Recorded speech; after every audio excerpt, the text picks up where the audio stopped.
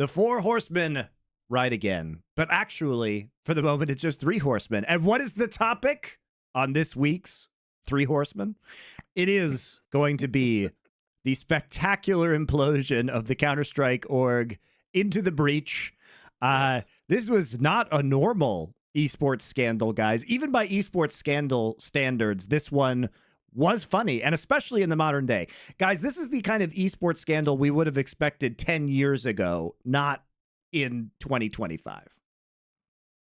Yeah, I mean, it's one of those that is a throwback, but also it kind of underlines that esports corruption, it's just eternal.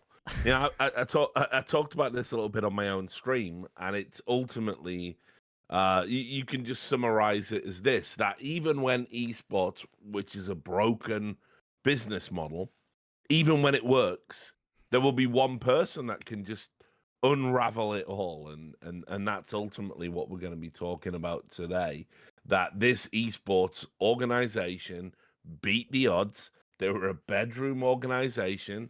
They made money. They attained a relative degree of success and were heading in the right direction. And one person decided that, you know what? I'd rather get wrecked than have all of that.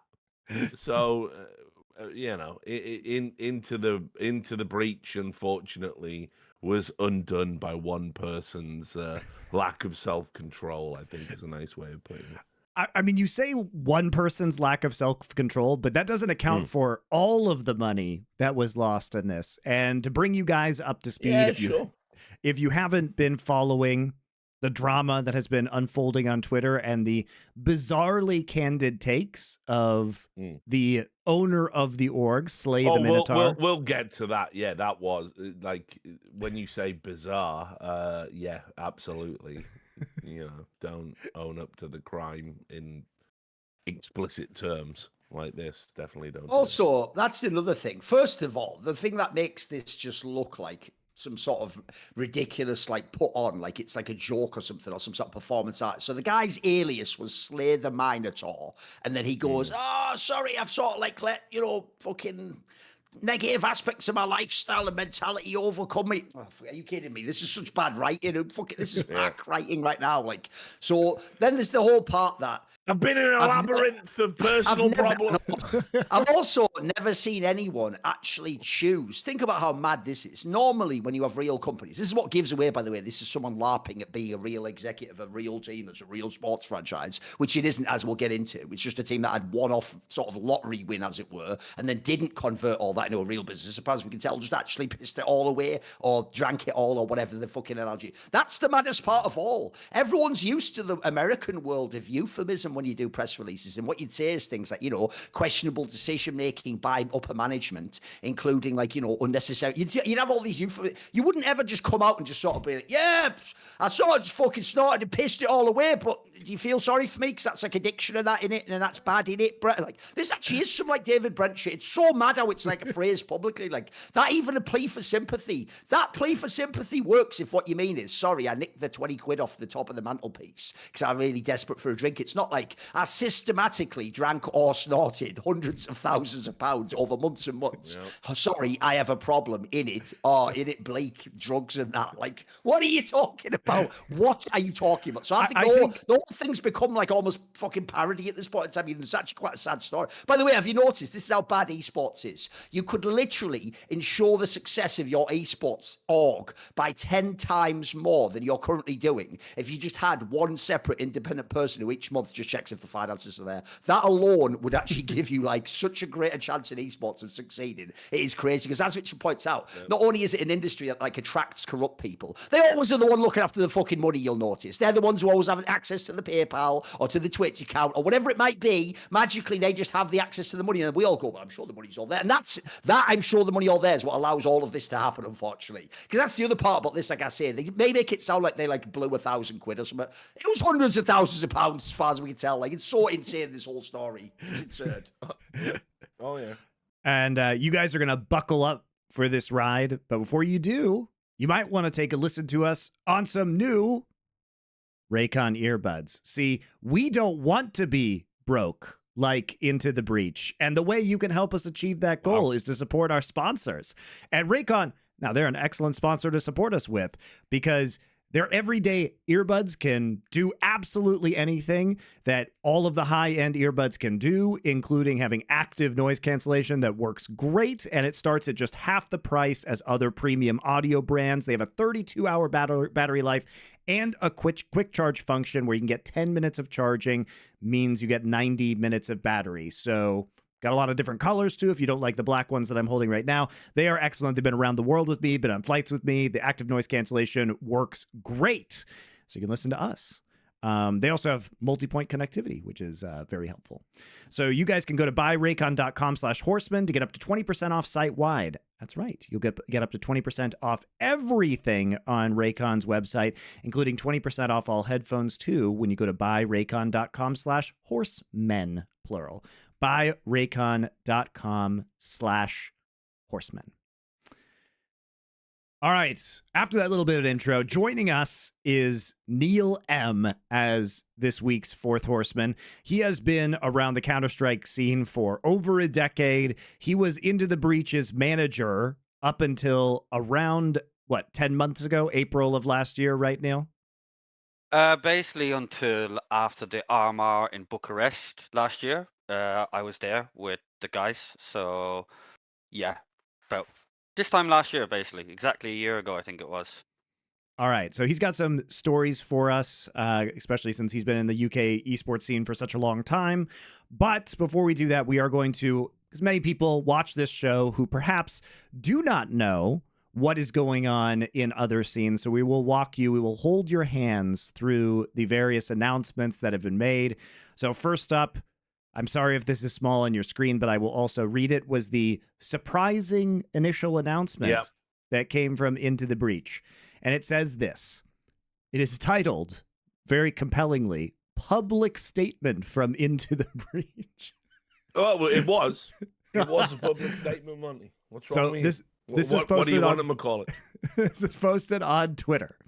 To our incredible fans, supporters, and community, recent events at Into the Breach have highlighted significant mismanagement within the organization.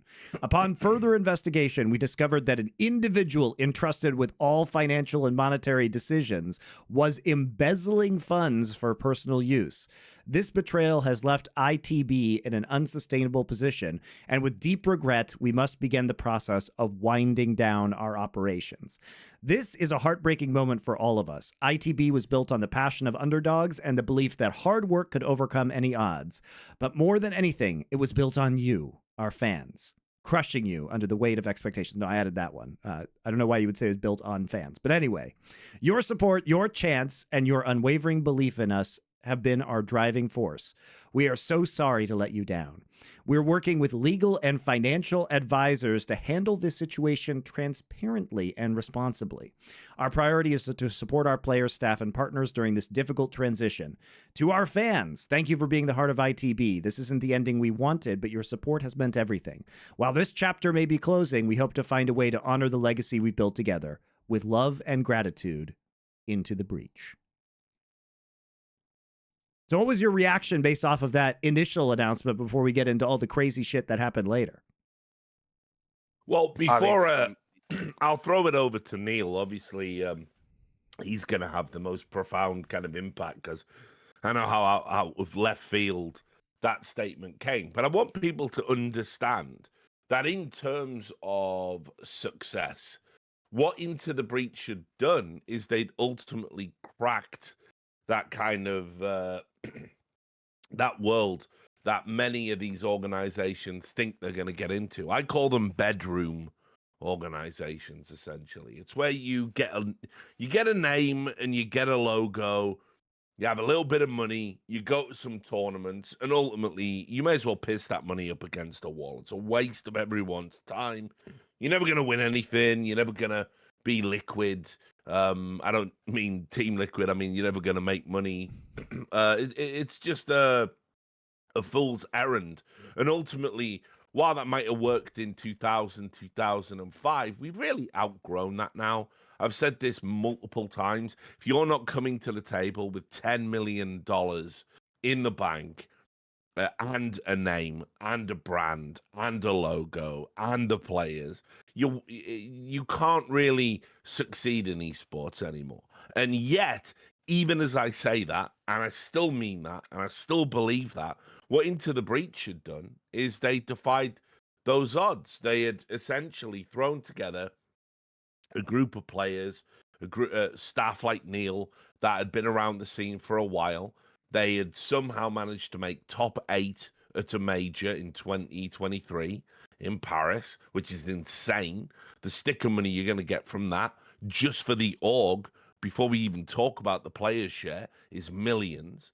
And they had essentially, just by virtue of that one result, they had set themselves up foundationally to be a success for many years to come. They just expanded into Dota 2. They actually had some decent players, and T-Gov, who's a fantastic member of broadcast talent, was going to be associated with them as like a coach kind of / general manager. And so they were absolutely trending in the right direction. And this is what I love about esports, is that even with all of that going right, one person one person wanting to live like a celebrity, wanting to have their little rock star moment, can ultimately undo the good work of 30 or 40 people. It's kind of staggering. And so, I think people probably don't understand that they'd already won. They were the success story. Everything it's not even 1% chance. It's like 0.001% chance. They done it. They defied the odds, and then this guy absolutely unraveled it, as we'll get to. Let's talk about the unraveling. I'm sorry for the reading walls of text, guys, at the start of this, but it really is important to get all of it down, especially those of you who are listening on audio or who may not be familiar, or because these things are... Neil's going to make up for that later. The spicy stuff is going to come in, but you have to have the context of this. And this next one is long, but I promise it goes in places you would not expect. So here we go. So SlayTheMinotaur, this is a tweet he made. I cut out the tweet parts just so it would be a little bit bigger on your screen. So he starts with this.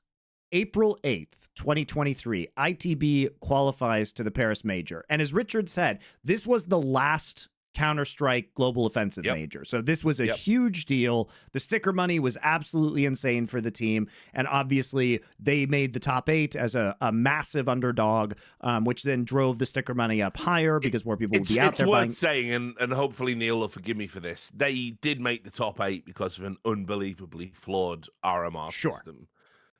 So it's not like I know. Put your fingers in your ears for this bit. It's not like they beat good teams or anything. They beat FaZe. They did beat FaZe. They did beat FaZe.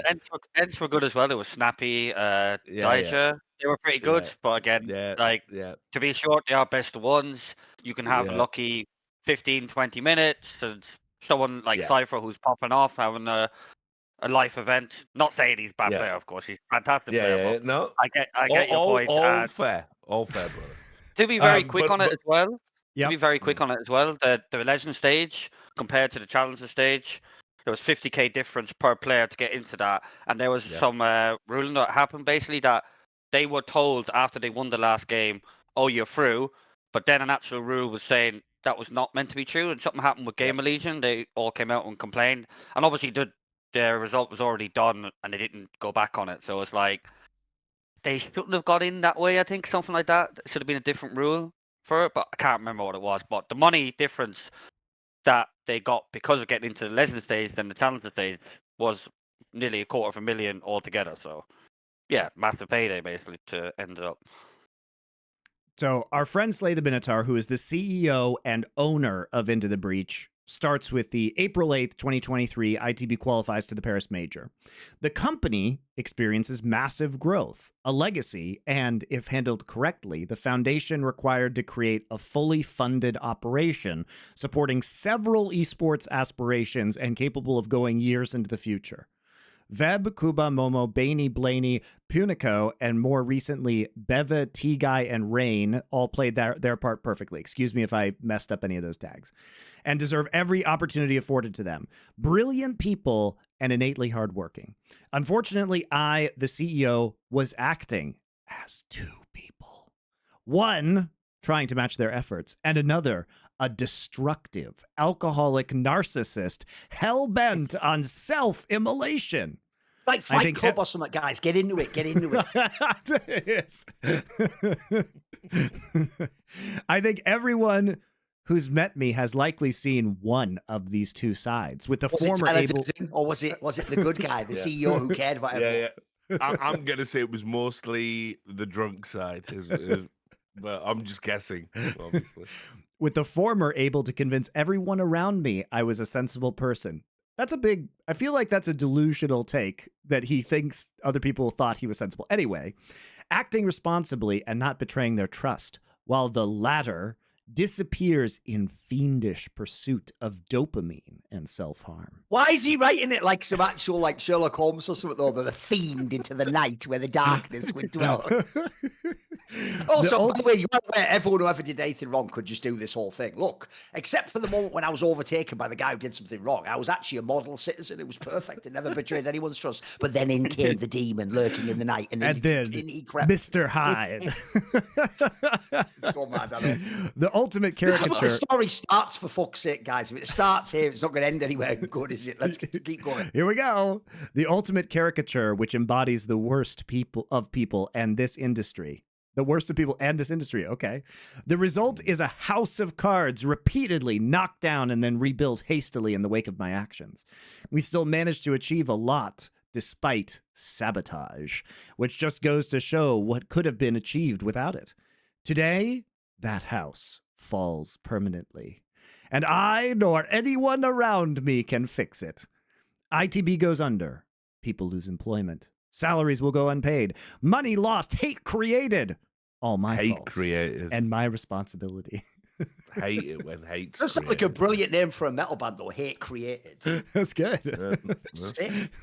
The house that fell into disrepair. Hate Created's first album is now available with SlayTheMinotaur on lead vocals. Or is it SlayTheMinotaur or the other alter ego of him that represents the industry? By the way, why am I getting dragged into this? Why is because you took a load of drugs and or drank all the money away from a fucking major with sticker money? How is that some sort of twisted, perverted caricature representation of the industry, aka people like me who actually like built this whole thing, you know? In what way do I, even by aggregate, share in your crimes, you fucking dunce? I'm going to go ahead and say that was just you being a dickhead, because you're a dickhead who comes from a family of dickheads, acts like dickheads, gets money, and does what a dickhead would do with the money. Not in any way anything me or the rest of the industry has done. In fact, I'm not aware of anyone, I won't say if present company in the call, who has in fact taken all their money and banged it up their nose / into their fucking vein / down their throat. Like, some people spend a small disposable amount of income doing that, not, you know, the lifeblood of an org. That's also, by the way, the most actual sickening part of this whole thing. Like, you're basically explaining how you took all the money and fucked it all away and ruined the whole org and everyone's lives, but you're still doing it with some fucked up gentle parenting therapy voice about how it's all going to be okay and this isn't like the worst thing ever and that you need attention and to be the fucking victim. Go shove it up your fucking ass. It's about the only place you didn't shove it, apparently, you boofing cunt. Whatever. Just that's everyone to it there. It's all good. Continuing. There'll be several legal consequences of all of this, all of which I'll accept and face. People will be made as whole as possible with what funds are available. This will be managed outside my influence. Sorry will fall rightly flat and on deaf ears, but I'm sorry not the less. I think he means nonetheless. For anyone not wanting to become another cliche example of how to fuck up your life, fix your character flaws, mental and destructive tendencies before you find success. Otherwise, you'll just build on wet sand. I'll Well, keep going back to that comms analogy open. again. What's weird is he's now done that analogy of a house of cards, but then also a house built on sand. It's like he's mixing his metaphors here because he is Slay the Minotaur. Also, or Sting of the Dump of the Minotaur, as he probably would have called it. In so Football's the thing metaphors, about wet sand is it actually has more cohesion. So I think he just means building on regular sand, but then he decided to add the wet part, even though that would be better to build on the normal sand anyway. In many ways, both with his metaphors and his org, I think we've learned this can't build anything, Monty. He can only destroy. You know? His last line. I'll keep comms open for anyone that needs But it. keep going. Yes, keep going. Yeah, great. That's it. Great news, everyone. He's there to listen to you and definitely not solve your problems. So, Neil, how much coke was he doing? I'll Don't go answer to that. I'm only joking. But as someone who had direct interactions with him, which version of the two wolves did you meet? Did you ever meet a competent esports CEO, or did you only ever meet the party animal? I mean, 90% of the time, it was the second one. I would say he would disappear from it. I mean, this was the main reason why I actually came into the team, was to try and get things stabilized, because obviously salaries were not getting paid even when before they were qualifying to the major. I know there's one player before in the past team, Draken, he publicly tweeted out when he was in ITB that he was owed a load of prize money. So it was going on even before the guys got made this run, obviously because money was less. But 90% of the time was the party animal, boot camps and stuff like that, not getting paid. They were stranded out in Germany just before the major. Sam disappeared for 3 days. Right. He was found. Sam in, is SlayTheMinotaur, by the way, in case you guys. We didn't say his name. So hold on. When you say stranded in Germany, just elaborate on that a little bit. So basically, their flights were cancelled, and they were waiting for Sam to get their new flights, and he went missing for 2.5 days couldn't get through to him. So I think they had to buy their own flights, and this is when I was contacted to come, basically try and sort it out to make things a bit normal. So there's many stories. This also happened at the Paris Major, where he went missing again. So there was several times where We'll he get would to just that. go missing. Yeah, exactly. We'll get to them stories. But 90% of the time was the party side, and it was very difficult for the guys. Again, we'll go through it later on. But yeah, most of it bullshit. What he said. Yeah. All right. And finally, I'm going to show you guys. So he made that announcement, and then he said something very curious on Twitter as a follow-up to all of this, which was as follows. Somebody literally asked him, he deleted this tweet, by the way. Yes, Somebody literally asked him, how much money was it? And now a sane person might not answer this question publicly. He responds, well, the company made around £4 million in 2023, somewhere around 1.5 million up to 2024, I think. I took around £600,000 in director's loans, but at incorrect times and without due process. Blew it all on benders and self-harm action. Ironically, could have done this without harming the company. Now, that last line is very intriguing, that he could have blown the £600,000 without harming the company. So he basically, because he was the CEO and owner, he, as the original message from the org stated, he embezzled the funds. And this is why they were unable to actually pay their bills at the end, because they were $600K shorter than they should have been. But you guys get a sense when he says they made $4 million in 2023. That is mostly probably the massive amount of sticker money they received. But even 1.5 million in 2024 for a small market like UK Counter-Strike team is very respectable amount of income, by the way, for a bedroom team. And I think what's so disappointing about this is with these financials, they probably could have kept on being, a solid tier 2 organization, especially if they were making money. I don't think people will understand because, like, if you're a casual esports fan, you're going to hear £4 million. And first of all, you're probably American and you don't know what a pound is. It's about $5 million. Yeah, exactly. But on top of that, like, you're used to thinking, like, oh, we did a $20 million sponsorship deal. So what's 4 million?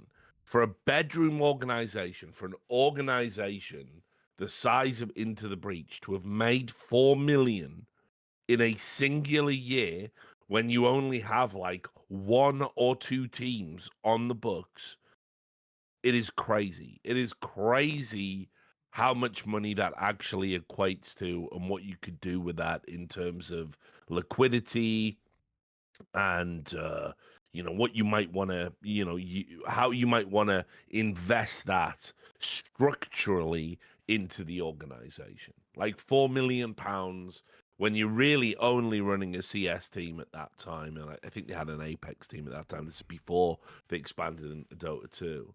It's actually crazy. It's actually crazy how much money that equates to. And I know the players, and I know Neil. And although we don't have to get into the specifics, it's not like these guys were on high-end salaries. No. I mean, even though, like, I think the other thing too is that if you have, let's say, £5.5 million over 2 years, like you said they did, if you have that amount of money, and clearly when he says £4 million, that was my assumption is that's revenue that flowed through the company. So typically in CS player contracts, the players will get a certain percentage of the sticker money. Is that fair to say, Neil? And so probably that was paid to the org, and then the org paid it. So it's not like the org was just sitting on £4 million. In fact, they probably paid most of the sticker money to the players. But they still would have gotten, a pretty healthy cut of that, depending on what contracts the players signed. 50-50 it was. Yeah, well, there you go. They would have gotten a lot of it then. So 50-50 to the stickers. So they probably still would have made £1 to £2 million off of that, I would assume, in addition to whatever other money they had coming in the door. But for you to be a UK team and be able to reinvest that in the UK scene, you could be a very big UK org, and then you could probably start to get UK sponsorships, UK specific sponsorships, cultivate a UK fan base. This was really a stepping stone to growth or controlling the UK market. And even if the UK market is never going to be the biggest in esports, it's still big enough to run a multi-million-dollar team, surely, right?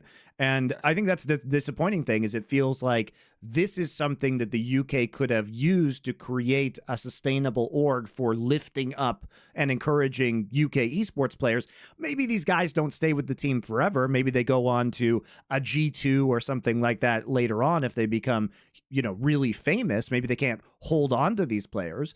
But at the same time, at least it would have been there as a rung on the ladder, and probably, I would think, could have achieved some level of sustainability. I'll just run through some quick numbers. So the team was formed in February. So let's just say you're a person coming in, just for like the casual viewer. The organization is paying between February 2023, players, to be clear, right?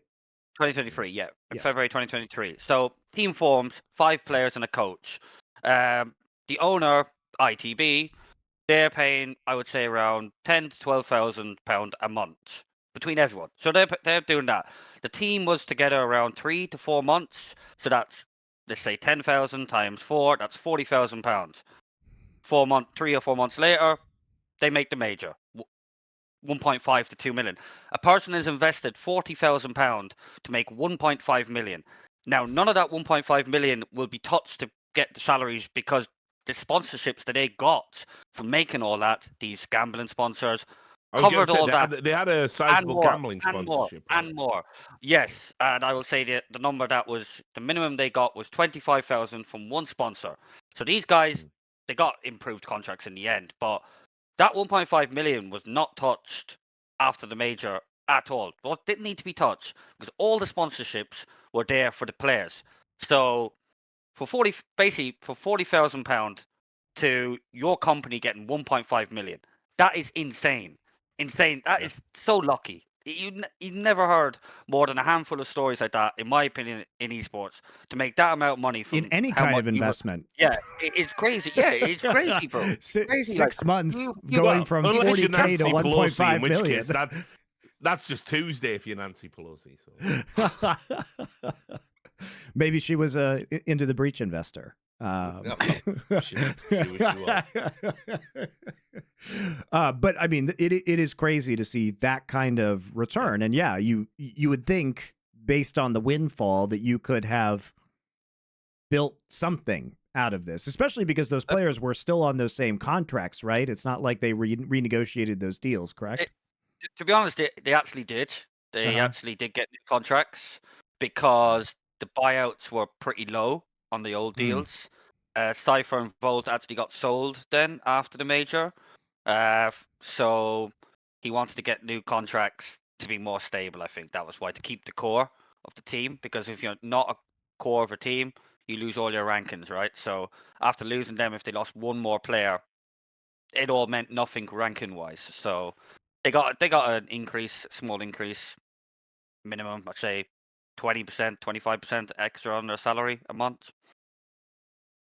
By the way, a couple of things. One, the joke on the tweet, where obviously that is like the stupidest tweet a lawyer could ever tell you could make, would be to actually say on public social media how much money you might have like embezzled / wasted. Like, that's just an insane tweet, no matter what the outcome is going to be. Like, why give that? Obviously, the joke there is you all didn't listen to what he said. You didn't ask, who am I talking to right now? Because you would have found out it was the guy who's the bloody abusive one with all the drugs again. Oh no! And he's the one now using my Twitter account. Bloody hell, Tyler Durden. Why'd you do this while I sleep and get no sleep? I'm an insomniac, damn it. Why am I an insomniac? Anyway, there's that angle. And then the other thing is, this is actually where I just want to make fun of fans as usual. So let me just turn this all back onto you and explain why this is your fault, idiot fans. So remember how this literal major was your triumph as a fan. It made you believe what that secret, pathetic fantasy you've always had, that actually the top tier of CS isn't the best players in the world and the best organizations and the best coaches, the best training staffs and the best like competitive system to raise talent up. No, it's just a conspiracy where the door's locked to all of you and your friends. And if you and your friends had an ability to qualify into the major, you'd get there and you'd make top 8 because you're sick, unlike all those fucking pro players that are just whiners and idiots and just have their closed ecosystem with their partner spots. No, if we opened the doors, we find out that tier 2 is overflowing with talent. The best players in the world all playing tier 2, guys, locked in online cops. So you got there to the LAN, and what do you know? 3 of your guys made it into the breach. Made it. By the way, they weren't even a famous team at all. That was actually the smallest of the names of the teams. The joke is, though, actually, as Neil said, they actually did beat some of the most legit teams to get to the top 8.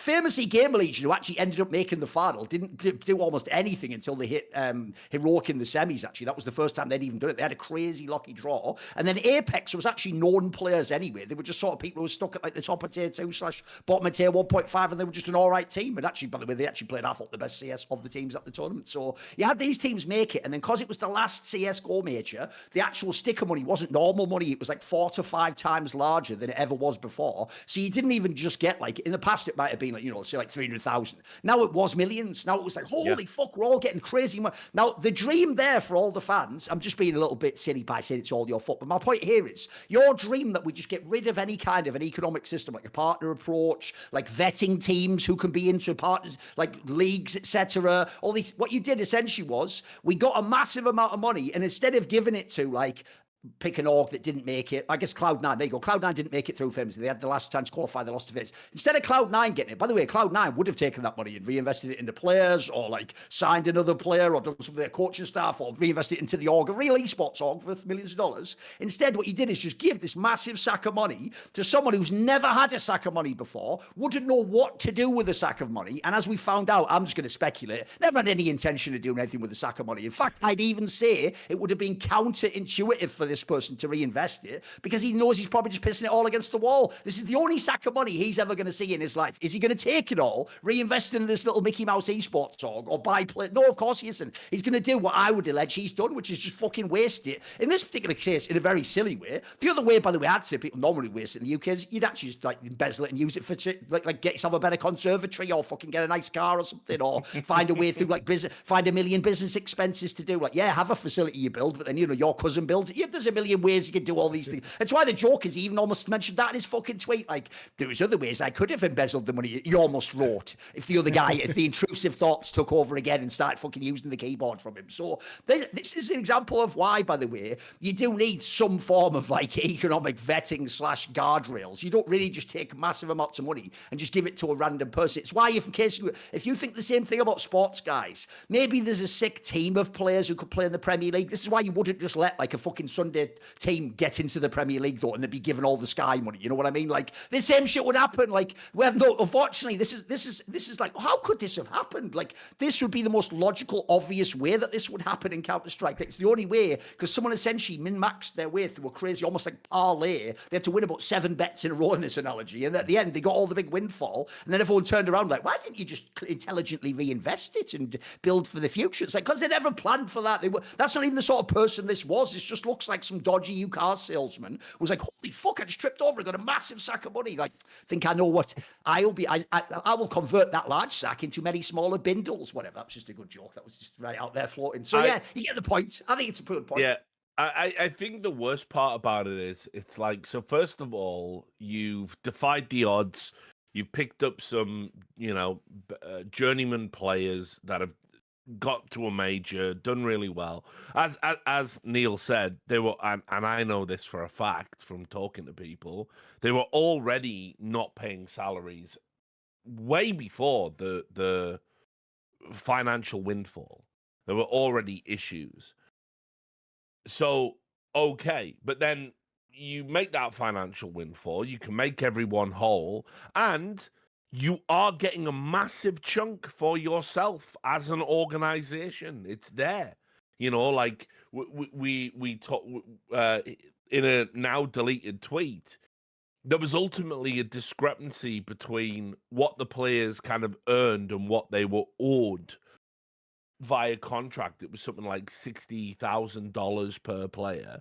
And then on top of that, the org is keeping a portion of money anyway. Every organization that enters a team into a major, when you get sticker money, players don't get all the sticker money. They get a portion of the sticker money, dependent on what you've pre-agreed. And a lot of these sticker agreements are like 50-50 splits. So if you make, 4 million, 2 million is straight to the org, 2 million goes to the players, and then a lot of these organizations get a cut of the player sticker money as well. So he had access to lots of money.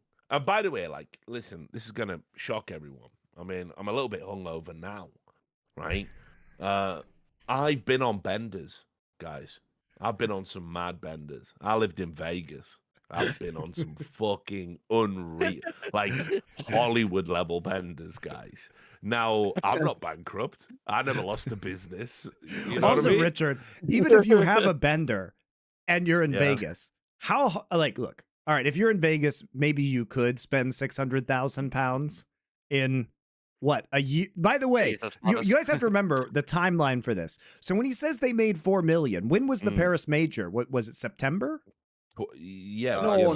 The Paris Major was like spring of fucking 2023. Oh, okay. Yeah, it was like 23. May, I think. So basically, April to May.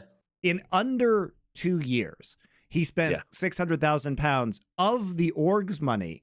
God knows how much of his own money, by the way. Like, this is just 600,000 pounds of the money from this org, not to mention whatever else he could have been embezzling from. No, that's also, I'm just going to say, this is why I don't accept the apology. I don't give a flying fuck what he says to try and make it sound reasonable. It sounds like you just run out of money, you can't. Everyone's had a bender and run out of money at the end and gone, fuck, I wish I had more. Like, your thing is, I've run out of money. Well, now I've just been reborn as someone who knows that was wrong. Think about this, guys. Give me a break. You just got caught, didn't you? Think about the level of this bender. So in under 2 years, okay, he spent $600,000 of the org's money on benders, okay? Not counting his own money, not counting what he says in his tweets where he could have gotten more money from elsewhere. Maybe he did. We don't know. That is, in under 2 years, an average of 1,000 pounds a day. That's why my joke was he must have gotten a whole week in a London pub for that. I mean, listen, look, as somebody that's had my fair share of look, you can, if there's money there, You know, like this is why the story doesn't add up in a way. He must have done something else with the money. You can't just piss that level of money up I mean, against the look, wall. you should know in Vegas, you had absolutely can spend 50 grand on a table. You can at a club. Bro, You can definitely I've had do a that. cocaine habit. I've had a cocaine habit, right? Like, again, I know everyone's going to go, how can he have a cocaine problem and a weight problem, right? But enough with the Rodney Dangerfield, guys, right? Like, I've absolutely had a drug habit. And even with that, I can't imagine having access to £600,000 of liquid cash that I've took out in fake loans that I can do whatever I want with. And also, I've got this other business over here that I have access to money for, and I fucked it all. Like I can't. Sounds too convenient. I know what you mean. Put it this way, Richard. You could definitely spend like a good amount. You could spend 100,000, 200,000. Yeah, This sure. sounds to me like on the side, you know, you bought crypto or something, or you did. Because I'll give you another thing. People are going to think this is a mad statement. But if you actually were going to spend £600,000 on like drugs and benders, by the way, you could even unironically get business connections out of that and actually get success in other business thing. Like you could become a a core celebrity. Like there could be all sorts of ways. But you got nothing out of it at the end, and it was just you took the joint. I know what you mean. Something about that doesn't ring quite true. What's funny is cause fans are going to think of all these Scarface. They're going to think it's. I think it's too much to spend. That sounds like the excuse at the end you use for all the other shit you did. Think about. Okay, let's think about Scarface. How much, you know, in terms of cocaine, is actually on that table at the end? About £600,000, probably. And think about what a comical scene it is. So I don't know. Like obviously I can only speculate. I'm not making any allegations or whatever. But it doesn't ring true that you just wasted £600,000 in directors' loans plus all the other money you would have had access to. It just by being the sole person with access to the finances and into the breach. It doesn't make sense. It simply doesn't. Now, if there's legal action, which I don't necessarily hold any hope for, that there's going to be a serious accounting of all of this, maybe we'll get to the bottom of where the money went. But simply saying I drank it between, like I said, as somebody that lived in Vegas and was earning $250,000 a year, right, in salary before any salary for the job before anything else. You know, I had access to some crazy shit. I had access to a suite in a casino that was that was basically any only the elite level esports celebrities could kind of access it. It was on a rooftop in a casino. I was wilding. I was wilding for about 2 years. Like it was crazy. It was wild. Couldn't imagine spending £600,000 just on that in a year. Like absolutely no way. Because as Duncan says, once you start whiling and people go, "Wow, this guy's a good time, Charlie," people start giving you shit for free. This is the problem. This is the problem with addiction. And by the way, I'm going to get to this. I'm going to get to what kind of piece of shit do you have to be to go, now listen, I've destroyed the livelihoods and futures of dozens of people due to simply having access to a bank account. But actually, you know, it's self-harm action. I'm the victim. So we're gonna get to this in a moment. But there's just no way. £600,000 in a year, unless you are the biggest fucking fiend who ever lived. And you are awake 24/7 with all the drugs that you are taking. Like, there's just no way you pissed all Thorin, that away. Or Richard, I did some math for you, some cocaine math. You ready? Yeah, okay. So, cocaine. I was just Googling this. Allegedly, $120 per gram. Okay. Yeah, it's really the shot up. more you buy, which the is cheaper wild. it gets as well. That's the thing. Also, if you buy loads, you'd get a discount, wouldn't you? Come on. Okay. Yeah. So at 120, I needed to turn this into a volume, right? To answer your Tony Montana question. So I looked up, because I tried to look up cocaine grams by volume, but I couldn't find any information. So I changed it to salt.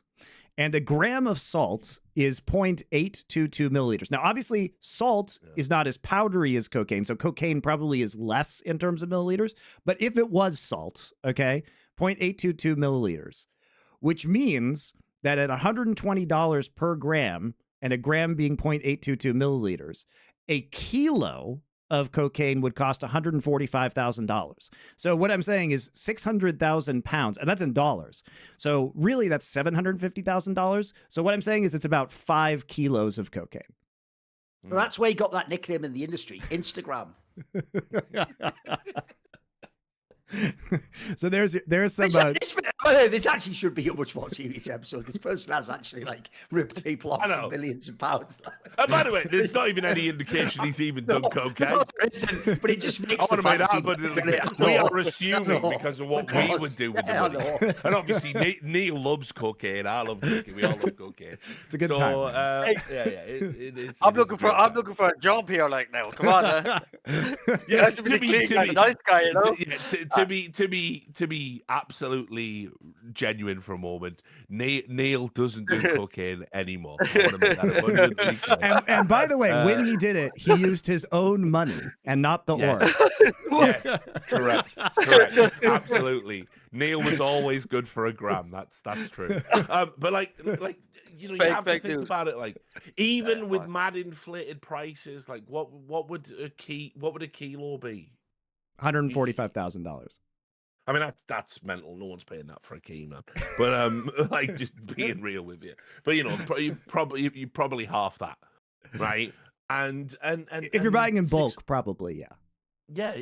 Well, obviously you're buying a key. You know, if you're in that world where you can say like I need a key of coke, So there's just no way. There's just it is inconceivable that you could just blow £600,000 in the time span he's talking about. It's £1,000 a day. It's £1,000 a day. It's crazy because he didn't. We know that the org just shut down. You have to and account we know for they didn't get the millions well. of dollars until after the Paris Major. And by the way, that's assuming they probably didn't get the money immediately after the Paris Major. Probably took a few months to get the millions of dollars from the Paris Major. It takes time for Valve to get their shit together. It's not just Valve. It's like anybody to get their shit together to send you millions of dollars and make sure everything is cool and finalize the sticker money and have it go through accounting, because they're also dealing with all the other teams that they have to send millions of dollars. So it's not like it happened the day after the major ended either. So it was more, what I'm saying is it was more than £1,000 per day. There was definitely fewer than 600 days between that point in time and when this org just shut down in January. Yeah, it just doesn't make sense. And so I would urge, I don't know if this is going to be part of any active lawsuits or whatever, but I mean, if we're using terms like embezzlement, and again, I'm not saying that's what happened. It'll all have to come out in the wash. He certainly hasn't helped himself with the tweets he's put out publicly, by the way. You have to wonder where that kind of money goes. I mean, Smooya, who's a guest, the Rat King off the top rope, because this is the funny part. CoffeeZilla was making a YouTube video about skins and skins gambling. He interviewed Sam Cook, Slay the Minotaur, whatever, Snort the Minotaur, I don't know, for fuck's sake. He interviewed him and he was going, listen, he said something like, the whole industry would collapse in on itself without skins gambling, so thank your local crackhead. He said that, and it got put into a CoffeeZilla video. And Smooya just said, nice apartment for someone that owes $500,000 to their players. And it's like, yeah, he did have a really nice house. The view was really stunning. Better than my view in Birmingham, put it that way. And so you have to I'm just saying, I'm speculating. I just can't imagine if you gave me £600,000 and said, Richard, piss this up against the wall. I'm going to get sick. There's going to have to be days off. There's going to be some mates are calling me. Come on, Rich, man. Let's get some more G's. Let's do it. Let's get a fucking 8-ball. Let's go. And I'm gonna have to say, guys, I gotta have a day off. I'm gonna have to spend it in bed. And it's like there's just no way I could get rid of that in a year. I really don't think just solely on booze and drugs I could spend all that in a year. Like you say, Especially when you're $1,000 a old, by the day. way. Especially when you're old, mean, because yeah. the recovery time. I mean, put it this way: maybe 20-year-old Rich would have fucking done that. Maybe 20-year-old Rich would have fucking stuck acid tabs up his arsehole and just fucking rode it out. I don't know, but like, fuck's sake, it's crazy to think about as a fully grown man to have access to that level of money and you know, to just simply do that with it is wild. You know, like when you do like those you know, fucking shows where it's like behind the music and it's like some rock star and it's like a rock star who's died, you know, and it's like it's always some guy, a talking head, being interviewed. Well, his spending had got really bad, he was up to £1,000 a day, and you go, wow, Jesus. You know, and they're getting ripped off. They're paying fucking Hollywood drug prices. They've got some secret private dealer that charges them more because obviously the stuff they're giving them is primo, and they know, like, oh, I'll keep your name out of fucking, you know, You have to sneak TMZ up or on the back whatever. of the mansion and all. Yeah, all that shit. exactly. Yeah, exactly. People Because don't that's the know. other thing I People don't don't know. get. Mate, if you're spending 600k, why aren't we seeing you like in the director's box at the football with all rock stars? You could have done Yeah. so much networking with this, mate. It'd be great. The I know. joke is, this is how stupid esports is. You might Could actually, have had your unironically, picture be able taken with to. Andrew Tate. You unironically might be able to parlay that as a better way to get investment into esports Yes. than actual traditional investment right now. If you actually had all billion, they'll go, what, you're having this money from esports? You go, yeah, it's popping, mate. Haven't you ever seen it here? Help yourself to some, like, mate, the joke is you'd have investors. You might even have some idiot investor at that point. Now let's go to a party couldn't with even- Robert De Niro. He couldn't even turn up for sponsorship deals with big companies. I remember the Paris yeah? Major. Wait, He had like Before we get No, let Go on, Neil go on. tell this, Monty. Don't be a buzzkill. You're It's harshing like, my mellow, you're man.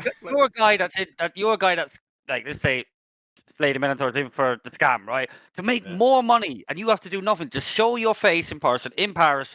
There was some Porsche, I think it was, something like this. They wanted to have a big fin just as they got in the top 8 of the major. Didn't even turn up. For the playoffs, the day of the playoffs, you can't even show your face to have a big conversation to make more money, maybe for yourself still to scam more. Like, how can you be that dumb? Like, you just have That to is turn wild. up. It happened more than once, obviously. It's I so will add, easy. I've had some really bad hangovers down the years, and obviously, when this goes out on YouTube, you can put a disclaimer here, whoever edits these videos. But a really good cure for a hangover is cocaine. It just knocks it. It just knocks it straight out. the Four Horsemen does not advocate Definitely not. doing that for hangovers. By the way, Monty, when are you going to get me a straight Richard Lewis is not a doctor. for 20% off your next 8-ball, use the code Horsemen. You know?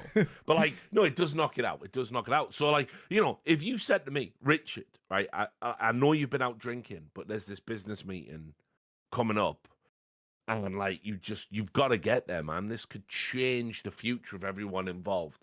I'm gonna go, all right, chop me up a big fat breakfast on that mirror, and I'll get there. I'll get there.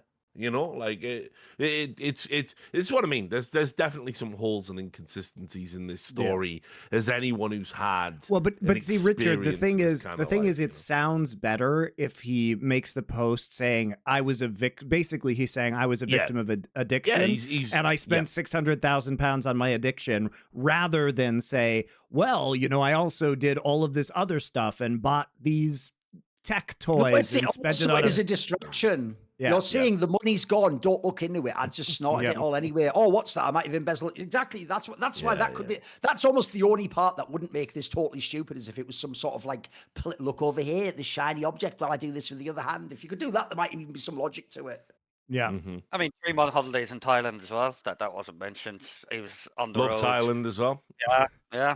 We could just change this episode right now. Like that. could be hard some other stuff if you want.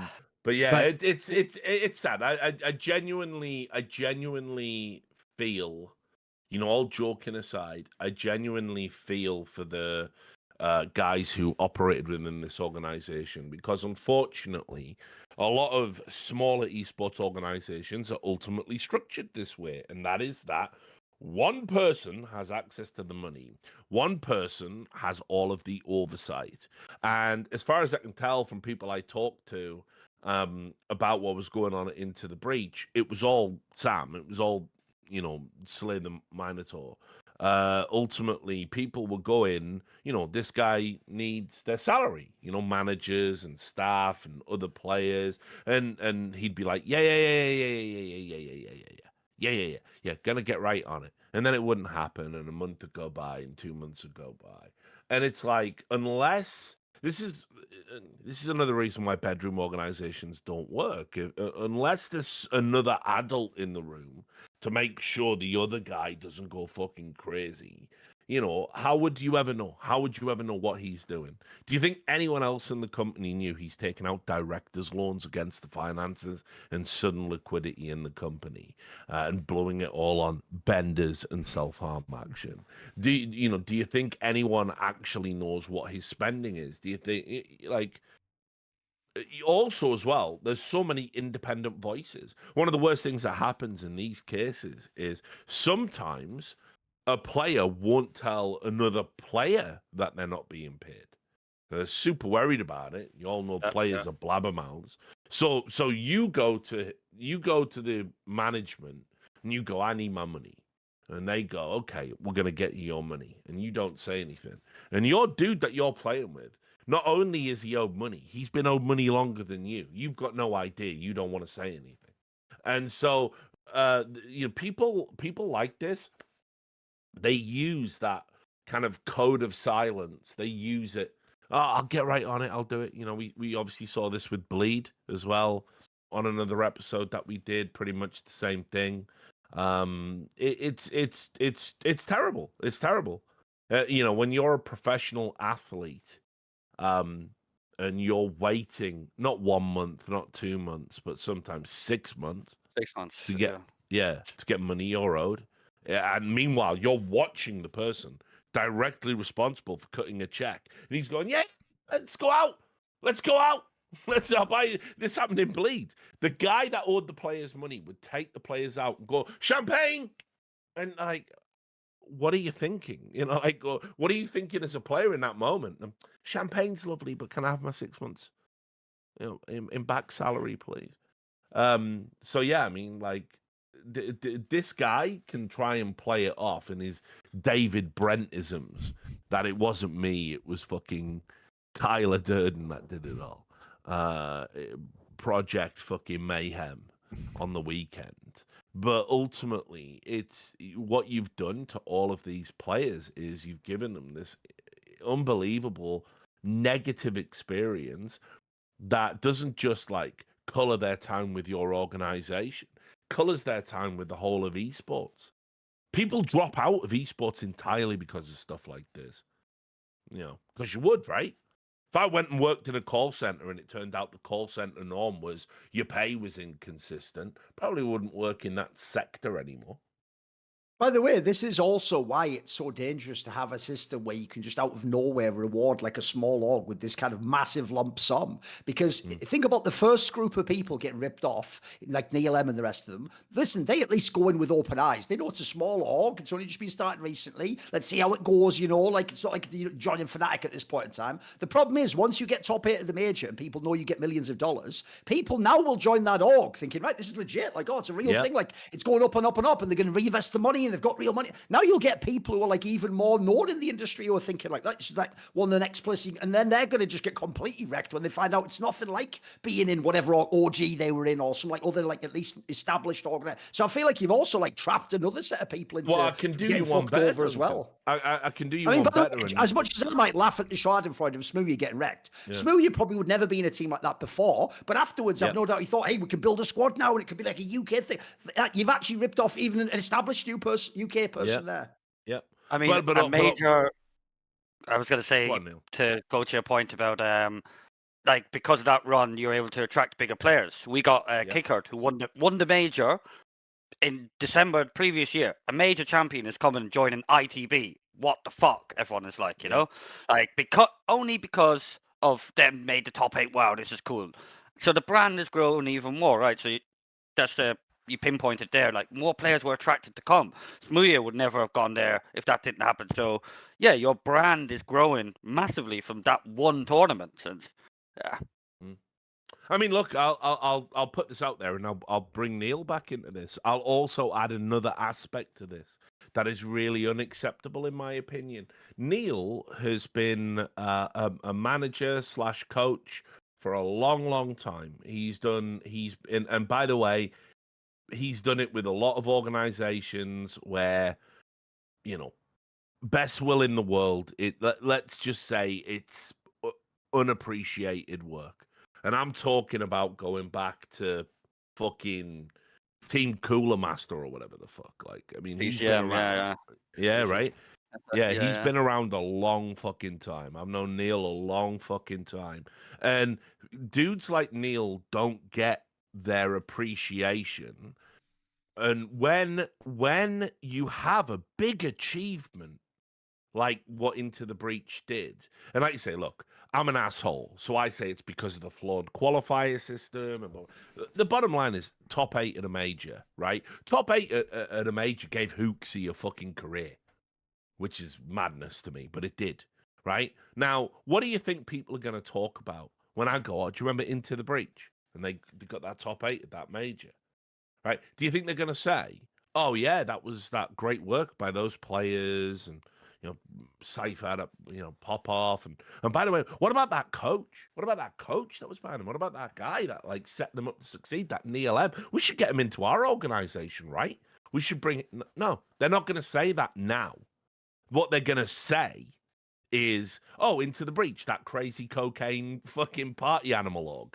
Yeah, well, yeah, well, and that's what I mean. You rob people of their success when you do stuff like this. And like all joking aside, I feel for the players. I do feel for Neil. Like Neil had like, I mean, you know, he's had some obviously W's in his career, but probably top 8 at the major. I'm not trying to be facetious here, so do correct me if I'm wrong, Neil. But top 8 at a major is that like your proudest achievement? Would you say?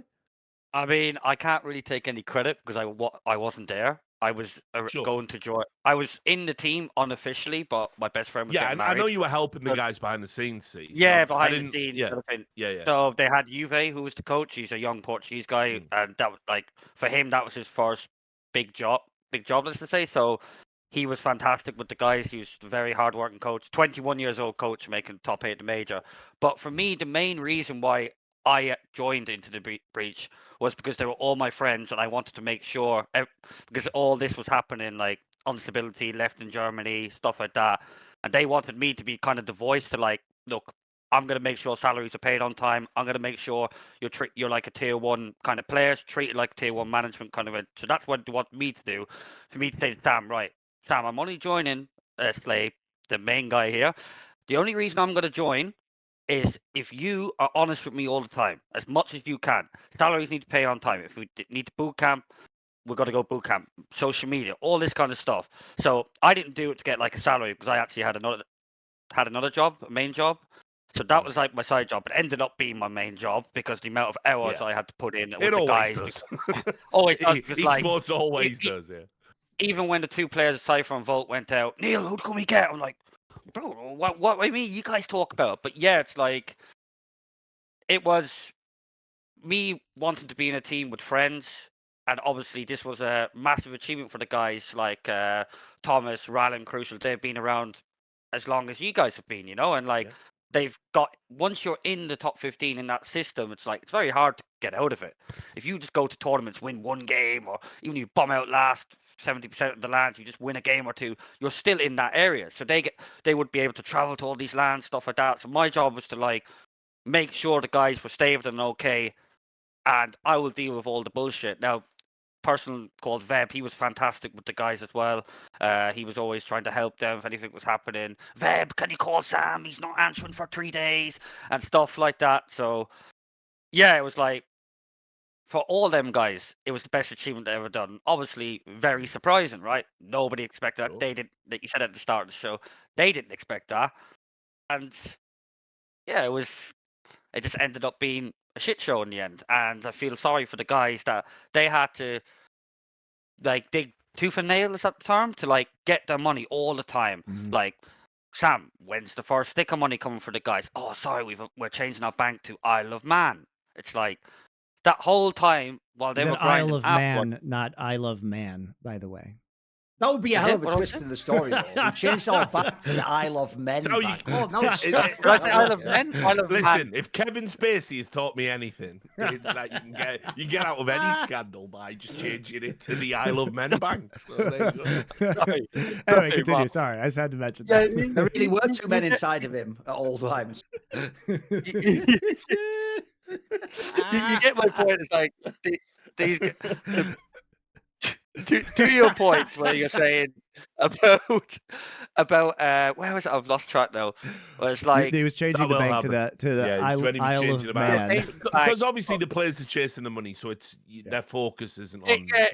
yeah, exactly. Like, and I just wanted my job was to make sure they just focus on the CS, but Yeah. no one is going to talk about their story of they never got to build it on. By the way, They didn't have to. what you were referencing there, though, actually, we should emphasize, Neil, the premise there is this, right? It's a UK company, but the guy's already like registering with like Isle of Man banking and like tax havens and stuff. It's already sort of giving you like some sort of a vibe, isn't it? Like, what's going on exactly here, you know, right? Something like that. Yeah. I mean, all the guys knew it before. I mean, again, this is why the main reason why they wanted me to come in and help them, because this was happening before the cash injection happened. So yeah, it was like that story is always going to be a story of, oh yeah, look what happened here.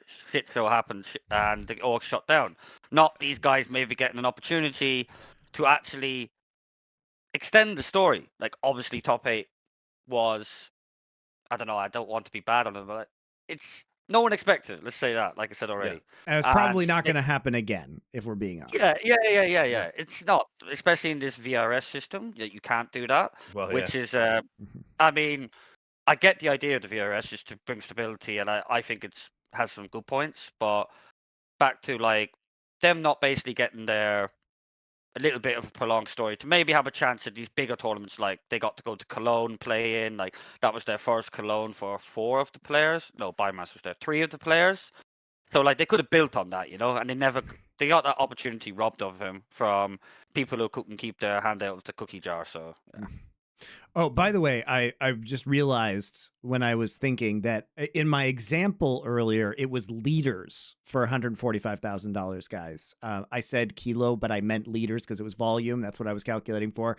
Just misspoke before you guys all jump on me in the comments. Can't believe you even bothering to correct that. Well, because it doesn't make there's sense, gonna be Richard. some guy in the comments. I like being technically correct. I said of kilos, course but I you do. meant liters, and I did. The math was correct, and I did There's the. gonna be one of I those. did the. I did the grams to volume conversion for a reason, so we could visualize it, right? Because obviously weight doesn't help us with that. Anyway, I would also like to interject right now and say that we don't endorse this and don't do this, but if you were to go on a multi-day bender, I would do it with some Mando wipes in your back pocket because, man, that's Interesting. gonna... I'd read. Love this.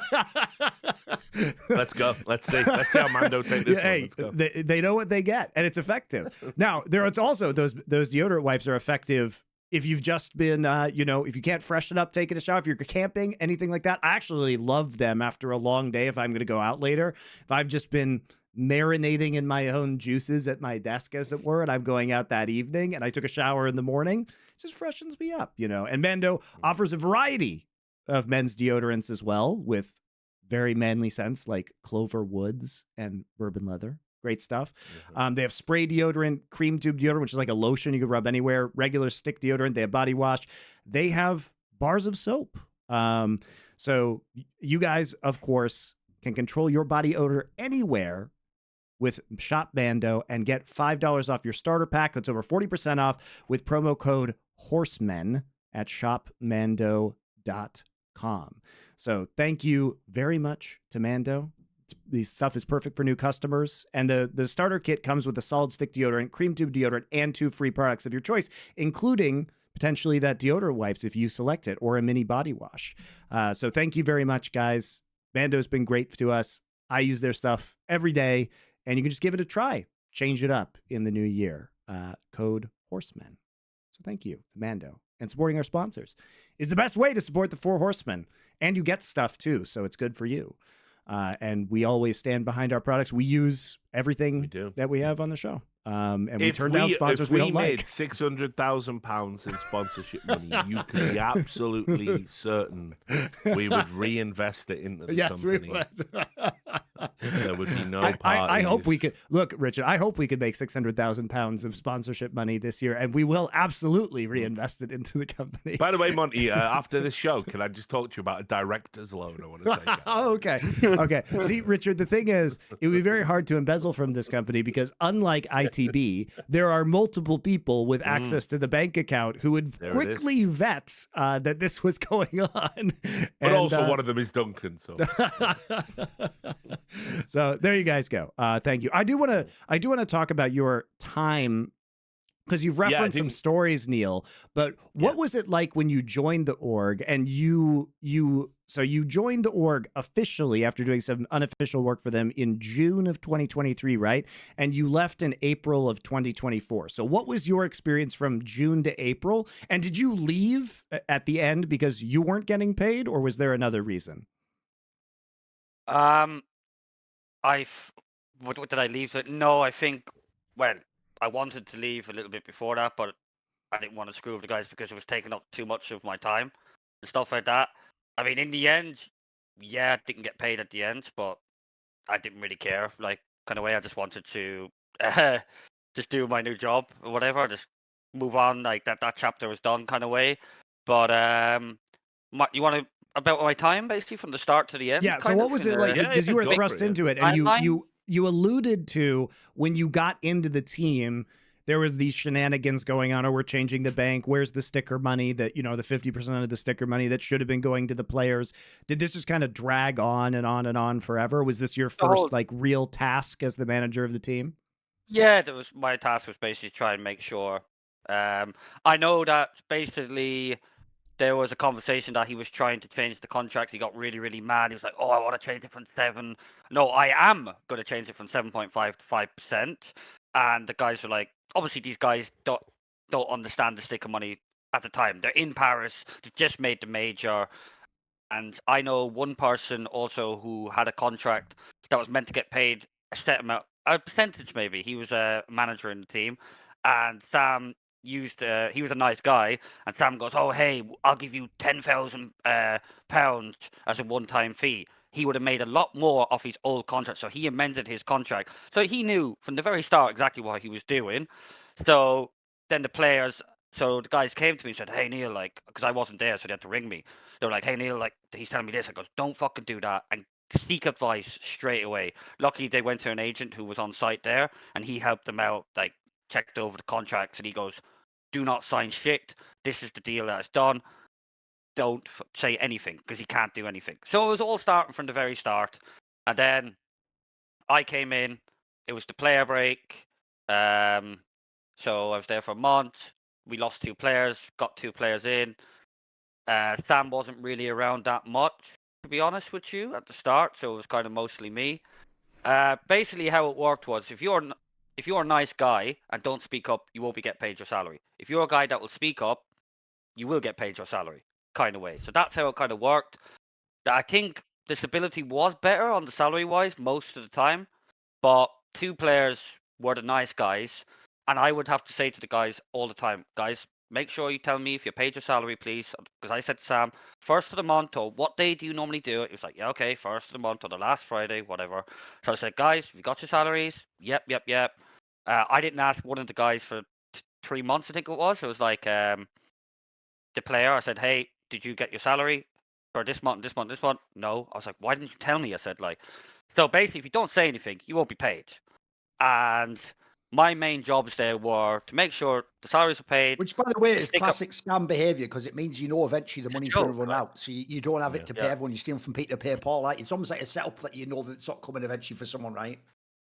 I knew it wasn't going to be fully paid out from day one. I knew that it wasn't. I tried to hit tooth and nail all the time to make sure it was always paid out. The prize money also, there was around 150,000 in prize money the guys won while I was in there. And I had to fight and fight and fight for that to make sure the guys got that. I remember one time I lost it with him. I said, "Mate, it's been 6 months. I know the money is paid out. The TOs have told me it's paid out.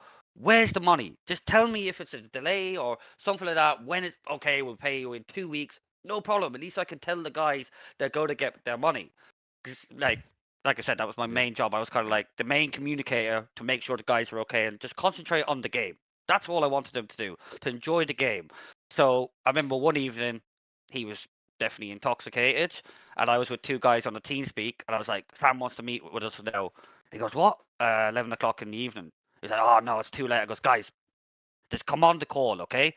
So we were talking about the prize money and all that, and I got the big prize chart up. He was like, oh, how much do we owe? And I was like, this, and this. He goes, and then one of the guys goes, oh, you can pay it another time if you want. And I was like, no, we can sort this all out now. I said to the guys, keep your mouth shut, basically. And Sam, intoxicated, was like, yeah, I've paid this, I've paid that, paid that, paid that. It was like 15 grand to each person. Only the two guys, by the way, got the prize money, not the other three players. The two guys got their money. So I think it was you, Richard, that was saying, like, if a guy comes up and says, oh, yeah, you get Yeah. paid, there's another guy in your team that earned that money and he hasn't been paid. Mm-hmm. So it's like, it's bullshit, basically. You know, and like we had a stand-in body as well that was owed around 8k in prize money when he stood in. He didn't sign a contract, but we agreed verbally that you will get X amount percentage of money, and he won around $8,000. Of course, body didn't say anything for a few months, and I asked him, "Did you get paid your prize money?" He was like, "No." I goes, "I'm owed around $7,000, but he's ignoring me now." So I go, "Pay body," because the guy got us up in the rankings. They won like 18 out of 20 best of threes with him. Great for the brand. People were talking articles, whatever. This is shit cool.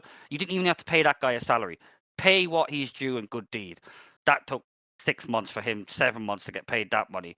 It's just player by player basis. If whoever you are, if you're a nice guy, like I said, you won't be paid. If you're a bad guy, will be paid. So yeah, my time there was a lot of working, of like trying to get the people their money. That it was very, very stressful in the end. Wasn't worth it. I didn't get paid to be a full time paid there. I did it as a passion with the guys to build it maybe into something that we can prolong the story, and then yeah, I will stay with the guys more often. But it, like I said, from day one, all the guys knew that's what this was with this guy. It wasn't something where he got a load of money and then he decided, look, I'm gonna drink loads and do. It was happening for a long time in that company. He was just very lucky he got a big payday. Yeah. And in the end, it was just enough was enough.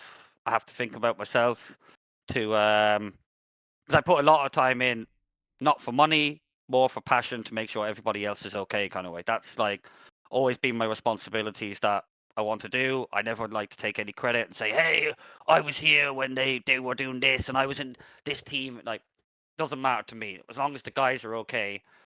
And like I said, it did improve a little bit, to be honest with you, but not because of him, because of the staff that were very hard working and very passionate about the guys as well. They did a fantastic job with the people, but yeah, unfortunately, the stick of money didn't get all paid out in the end, but they got most of it, more than I expected.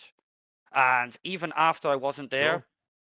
I was still for another year with the guys. Tried like we have a group together, like the communication and stuff like that with the major team, talking about how to get the money, all that kind of stuff. So this went on for an extra 1 year of my time. Didn't get paid a penny if to do it. Don't care about the money. I just wanted to make sure they were okay. So it's a very, very long process. Like these guys are in different teams, like Cypher and Volt. Like they still had to deal with that. At one stage, they were owed over 150k, and they're playing for a new team, but that's still in the back of your minds. Like it's shit. Like like these guys, that was their first major. They were kids. They were getting paid. That was their first big salary they were getting. Yeah. No, it wasn't a big. Imagine It being wasn't. Cypher, by It the wasn't way, a big going from salary. this team to fucking bleed. It's like, does this motherfucker ever get any money? It's insane. He's just Yeah, I getting just know. had the worst luck of all time. You know Well, the it funny was. thing is, Sorry, go on. he Mate. was. The funny thing is with Cypher as well as he was about to join Endpoint. We played one practice day with him, and then everybody was really happy. And then 5 minutes later, Neil, can you come on for a call? It's like, yeah, with all the guys except for Cypher, because Cypher wasn't signed yet. by the way, the CS team is going on pause. And Cypher just goes to me, fuck me, man. Am I just the most unluckiest guy ever? Because he wanted to join Endpoint for stability, right? He wanted to have that Yeah, stable sure. income coming in. He knows he's going to get paid on time. He'll be treated well. He knows Crucial from ITB. He knows myself that I will look after him. After one practice day, bang, it's gone. So it's like, he's just the most unluckiest guy ever, yeah. I feel for the I kid, mean, I honestly. want to just put the numbers out there because obviously we've talked about 600,000 in directors' loans, but there was another deleted tweet by Sam Cook, and he said that basically what the players earned from Paris 2023 was $241,071 per player. Now, if you've been a journeyman in Counter-Strike for a while, like you just don't see money like that. That's like years of salary if you're being salaried. I mean, some of these smaller organizations, they don't even necessarily give you like a salary per se. They'll say, "Oh, we'll sign you up for this season, and if we do well and we get in, 100% of the sticker money will go to you." Or 100% of any prize money you earn will stay with you, but we're really looking for the stickers if we don't get in to that cycle. Like, $250,000 essentially per player. You can't even fathom like that is Well, think about what money. Neil said earlier when he was saying that Yeah. the whole team was costing 10 to 12,000 pounds per month in 2023. Yep. Yeah. That's 2 to 3,000 pounds per player. That's not a lot of money. I mean, Yeah. I'll read you the tweet, and again, I don't know if when this goes out we can edit this in, but there was another deleted tweet, and I'll just read what he said. He said, a note on this: part of the straw that broke the camel's back was a dispute on the final sticker pay. Being a retard, that's what he said. Being a retard / intoxicated / trying to off myself incrementally. So he's now brought suicidal ideation to the table. I signed a contract to pay out the final sticker share, which was delayed legitimately due to banking issues. Why anyone would believe him at this point, I don't know. Our USD bank details changed, and it took a long time to replace them. When money issues arose, I reviewed said contracts and figured this. Within this review, discrepancies in pay and contract terms have been identified with the prior CS roster, notably that the team receives half of all revenue related to team stickers as outlined in 3.9 in the contract. So half of all the sticker money they made is going straight to the org, i.e., straight to him. And so we know from what ultimately got paid, $241,000 per player. And by the way, via the contract, he then said each player was actually owed contractually 178,850. So that's like a discrepancy of like 60 grand per player. And obviously, I don't know if coaches and managers and whatnot got a cut, but the org, 60 grand discrepancy per player. This isn't peanuts, guys. This is a lot of fucking money. A lot of money. He's already admitted he's took 600 grand out in loans. Why does this money have to disappear? Why does this have to go? This is. I also do love crazy. that phrasing. Legitimate bank. Oh, go like all the fake ones you were making up all the time. Yeah, Why yeah. even say that? You just out Yeah. yourself for the language, mate. It's obvious. Yeah, correct. I mean, obviously, look, anyone who's worked in esports for a while, I made this point on stream the other night.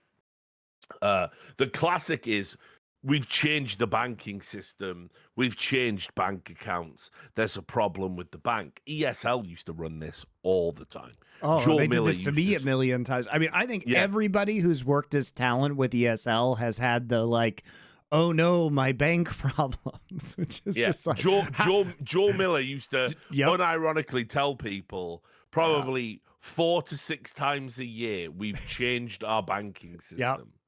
How does that work? Like, what do you mean? It took me years to get paid by ESL sometimes. Yeah, like just crazy stuff.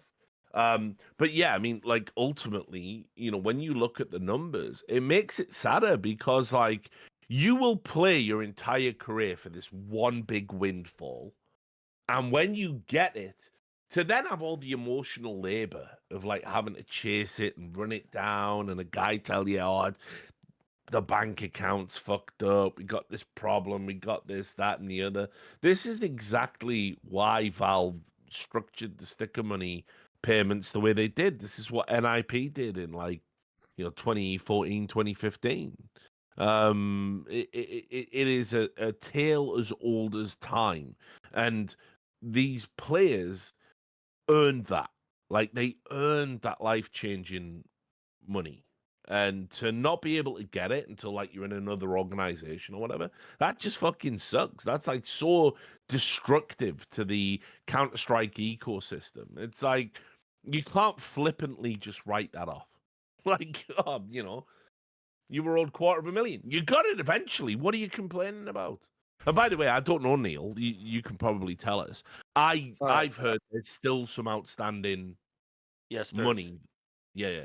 So There's around 200,000 nodes in sticker money to the players. Basically, this thing about being intoxicated, all this signing something, this is all complete bullshit. I'm sorry, but I was part of this process when the money was owed to the guys, so the last sticker money. So basically, what happened is they signed a deal where they will be paid monthly, X amount of money every month. Basically, to delay it as much as fucking possible to pay it out. So again, they have to wait another 1 year to get it, but it's like it was this or nothing. They were forced to go, not forced, but like they want to get the money. They're gonna try and get as much as possible out of it, right? So like they signed this deal where you get paid, let's just say $2,000 a month, until the 40K or 35, something like that was paid. So this happened last year, maybe October, November. So every month, some people would get it, some people would not.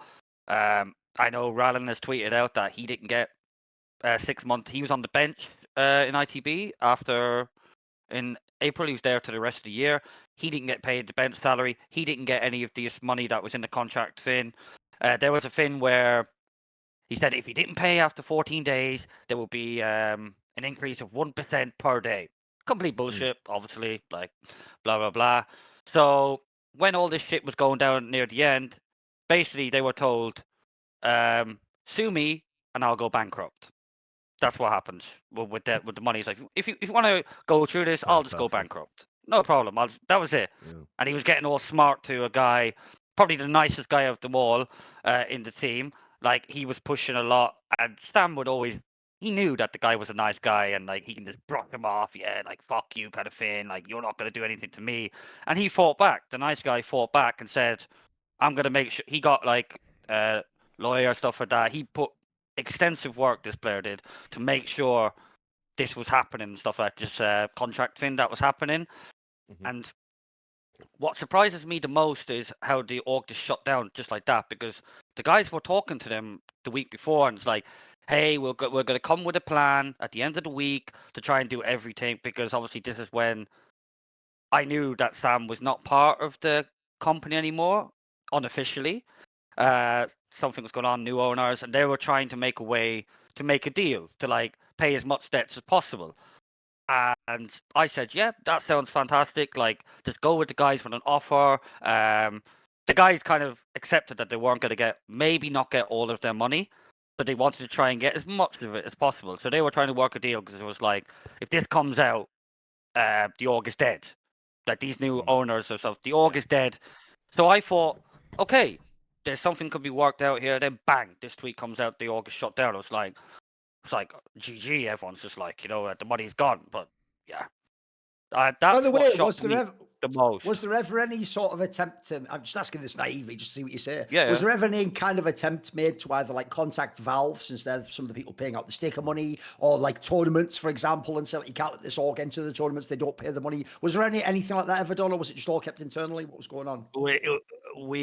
I don't think Valve were involved because they just thought that Valve wouldn't do anything about it, to be honest with you.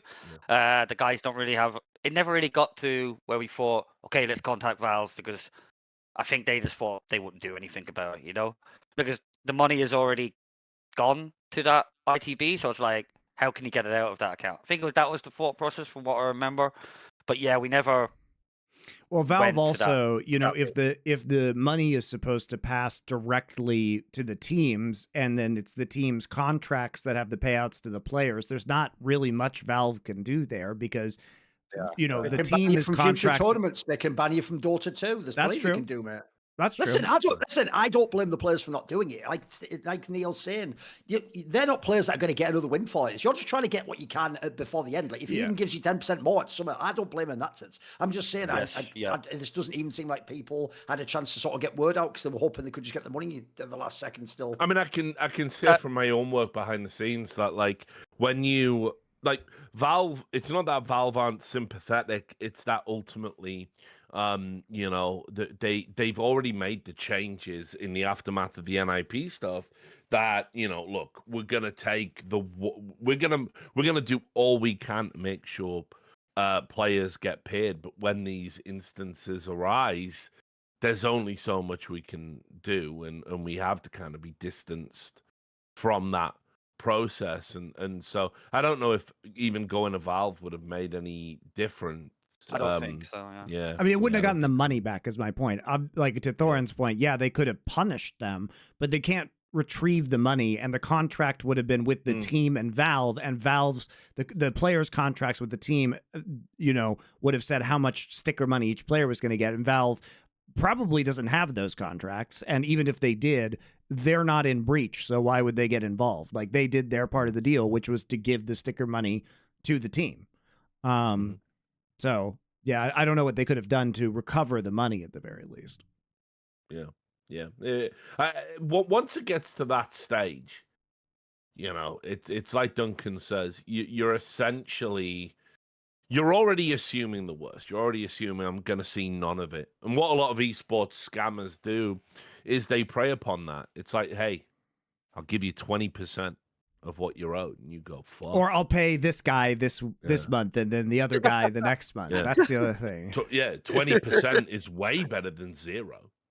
Right, you know, and and that's what people fucking, you know, have to deal with, unfortunately. And as I said, the reality here is,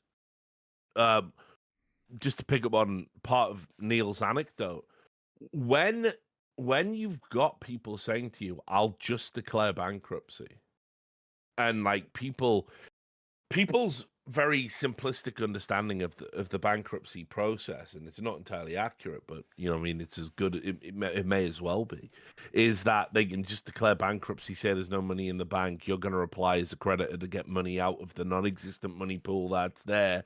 It's going to be a whole fucking. You're going to have to probably lawyer up. You know, there's letters. You're going to have to wait. Everyone's going to, you know, get their piece of the fucking carcass. It's a nightmare, and so. This is another thing people do in esports. They say, like, listen, we can just shut down the lemonade stand, like, and you're never going to get any of this. So, you know, shut the fuck up. You know, you need us to do well, or and us to make money, so we can essentially have this legacy payment system going on, which is, you know, you're not getting paid the money that you won because the money you won went into the pit of debt we've accrued. But if we win more money, then we'll pay you that money, and we just keep on this fucking treadmill. And people go, well, bankruptcy as a threat definitely works. You know, like if the org doesn't exist, I definitely get zero. And so you see how like people can essentially be coerced into don't say anything publicly, pretend everything's fine, keep playing, keep working, keep pulling in this direction. And as I said, people who leverage that are fucking scumbags. I mean, it's like, and as I said, many such cases. Sad. Esports just runs on that unfortunately just is. Even some of the biggest orgs now that are like have liquidity and are making money now, they've done this in the past. To get to that point, there was a period where it was essentially like, well, we can go under if you want. You know, and if you've ever wondered why some of your favorite orgs have these strange rebrandings, and they insist, like, oh, don't call us our old name, call us our new name, because we're a legally distinct entity. And you go, oh, really? It's super important. You're surrendering all of that legacy being associated with that. Look into why. Look into why they did that, and it's almost always financial. Yeah, I don't know. Just a nightmare. It just really, really, really, really, really, really, really sucks.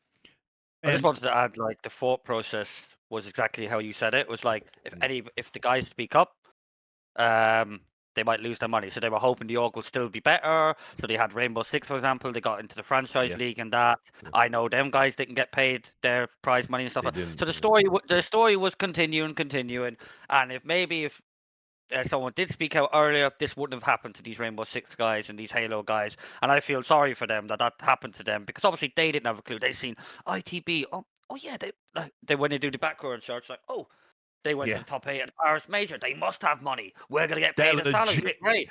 Yeah, they're legit. Exactly. And no which one is has what you spoken would anything think. about I think it. it's a totally Well, reasonable thing to exactly. think.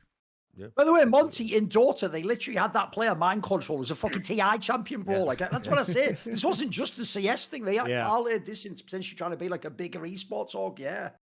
Yeah, I do. I mean, I do want to talk about the state of UK esports on the whole, because I have two British guys and an Irish guy, and the Irish get rolled into the UK esports scene as well, because Yeah. Ireland doesn't have much of a scene. He was welcome to work in his own scene. I noticed which one he did come to, the old motherland, eh? Taylor's old time, mate. It's all good. You welcome. I mean, I am basically UK. We say I've been in the UK scene. Oh, fair I enough. grew. Okay. I grew myself in the UK scene, so I would say I have a love for the UK scene. You know, I mean, my mom is English, so kind of, yeah. There you go. First though, we have one more sponsor today, and We do. also, guys, if you were to go on a bender, which I do not advocate, and LFN cautions you against, but you know, you wouldn't just go have sex with somebody during that time period without a condom on. That would be a terrible, terrible I would life never decision. do that. I would never do that. Ever. And that's what going online without ExpressVPN is like. You don't want to just go out there and raw dog some public Wi-Fi networks. God knows who's skimming off the top of that. So you guys should absolutely go pick up ExpressVPN. It's great. I use it all the time. Incredibly fast speeds. Also, as we always say, if you guys are watching Foreplay, which is our show on the Culture Channel, there are many films on there which you might be interested in that are not localized in your area, but you can actually find a bunch of stuff on Netflix that might be in a different country on Earth somewhere. You could look it up on the internet, and therefore you don't have to figure out another way to watch those movies along with us. But yeah, don't go onto unencrypted networks. That's just dumb. And we're all on public Wi-Fi all the time these days. So I just actually keep ExpressVPN on my phone turned on 24/7. It's an app. You just push one button and it's just on the whole time. So don't lose your data like that. And it's, like I said, super easy. It works on all devices, phones, laptops, tablets. You can even get routers that you can install it on. So your entire, just whatever device is plugged in will have it. And it's the rated #1 amongst all VPNs by top tech reviewers like CNET and The Verge. So you can secure your online data today by visiting expressvpn.com/horsemen. That's EXPRESS VPN.com/horsemen, plural. And you can get an extra 4 months free. expressvpn.com/horsemen. So thank you. And thank you for supporting us by supporting ExpressVPN. It's a great product. I use it, like I said, all the time. All right, let's talk about UK esports, because I think, and what the ramifications of this are going to be, because this was the up and coming org for a scene that is starved for legitimacy. And, you know, Endpoint was there, but there's been, you know, the rise and fall. Now, back in my day, there was a very famous esports org in the UK called Four Kings when I was in the Warcraft 3 scene. That was the Western org that was capable of winning world championships. They fell by the wayside, but there hasn't been really a definitive UK org, in spite of the fact that Fnatic is owned by a guy from the UK, Sam Matthews, right? Mm-hmm. He's the leader of that company, but they haven't really taken the UK bent, and they're more pan-European at this point in time. So where does this, you know, Into the Breach, their rapid ascendancy and now falling completely apart, where does this leave the UK esports scene these days? I mean, for me personally, Endpoint was always, for the UK scene. Everyone looked at Endpoint. It was like they're going to be the guys with the UK players to make the major, that kind of stuff. And the sad story about it was when this Into the Breach team got made, it was actually from ex Endpoint players that got made in Thomas and Crucial, and then Cypher and Volt were like the upcoming UK people. So like maybe for like the UK fan back then would be like, oh, Cypher and Volt will get into Endpoint. That's their next step up, you know.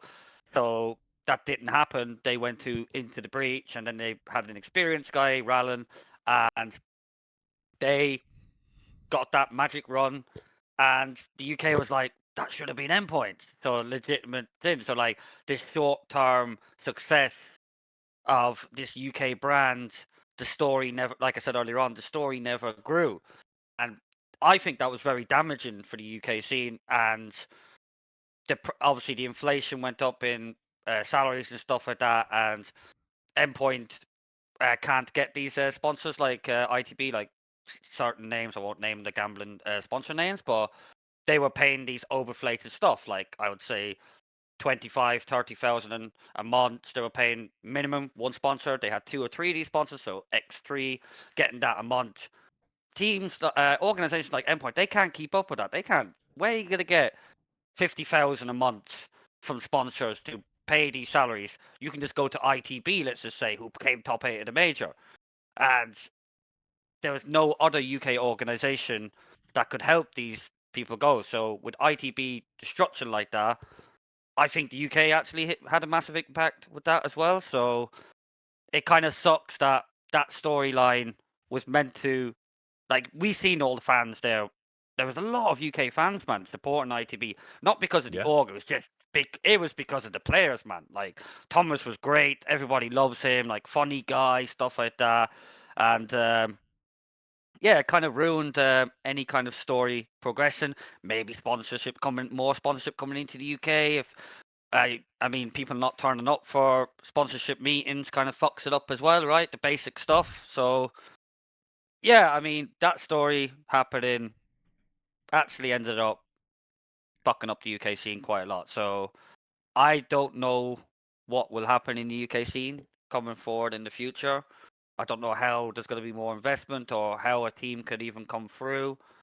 Because obviously with the VRS system, you have no points. So how do you make points right now? How can you create a team from scratch to make it somewhere to grind for like nowadays you probably have to grind for 6 to 12 months, which is the legitimate way to make it and to qualify for the majors. Is you don't just turn up and after 3 months, bang, you're on top 8 of the major, and you just get, as an organization, you just get lucky. So yeah, I hope that answers your question. From my point of view, with the UK scene, I think it's this whole scandal or everything that's happened is Yeah. fucked up There's also the country. guild issue too, which we didn't bring up, which was that guild was supposed to be this David Beckham partnership,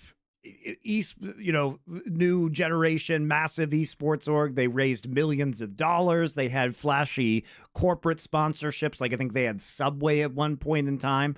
And because they're a public company, we just got tons of information about how much money they were burning, what a disaster. Yep. I mean, they used all their money I think they had like, what, 200K left in their bank account or something like that? Well, which I was mean, look, insane. listen, you need to call them by their proper name. It's DCB Sports LLC now, which is a lot less catchy.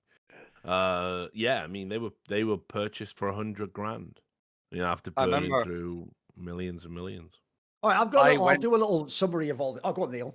Go on, mate. I was going to say, Mate, I had a guild reached out after the ITB story, and they wanted the guys. So I went to London to meet this guy and talk about it, and I kind of said like, Jesus, you guys were kind of a shit show for like the first year or two, like spent. He was like, yeah, we spent. You can't say the number when you're a public company. So he was like, we spent this on this guy, and this player was getting 15K in Valorant, and they were complete dog shit, and money was just getting shit. Millions were getting shit. They didn't have a clue to run the company, but there was new people that came in to try and help it, to try and make it more realistic, right? And they said, we want this UK brand reputation, come to guilds. And I was like, sounds fucking cool. Let's do it, 2 weeks later, the guy left the company, and I was like, "What happened?" It's like, "Yeah, it's a shit show there."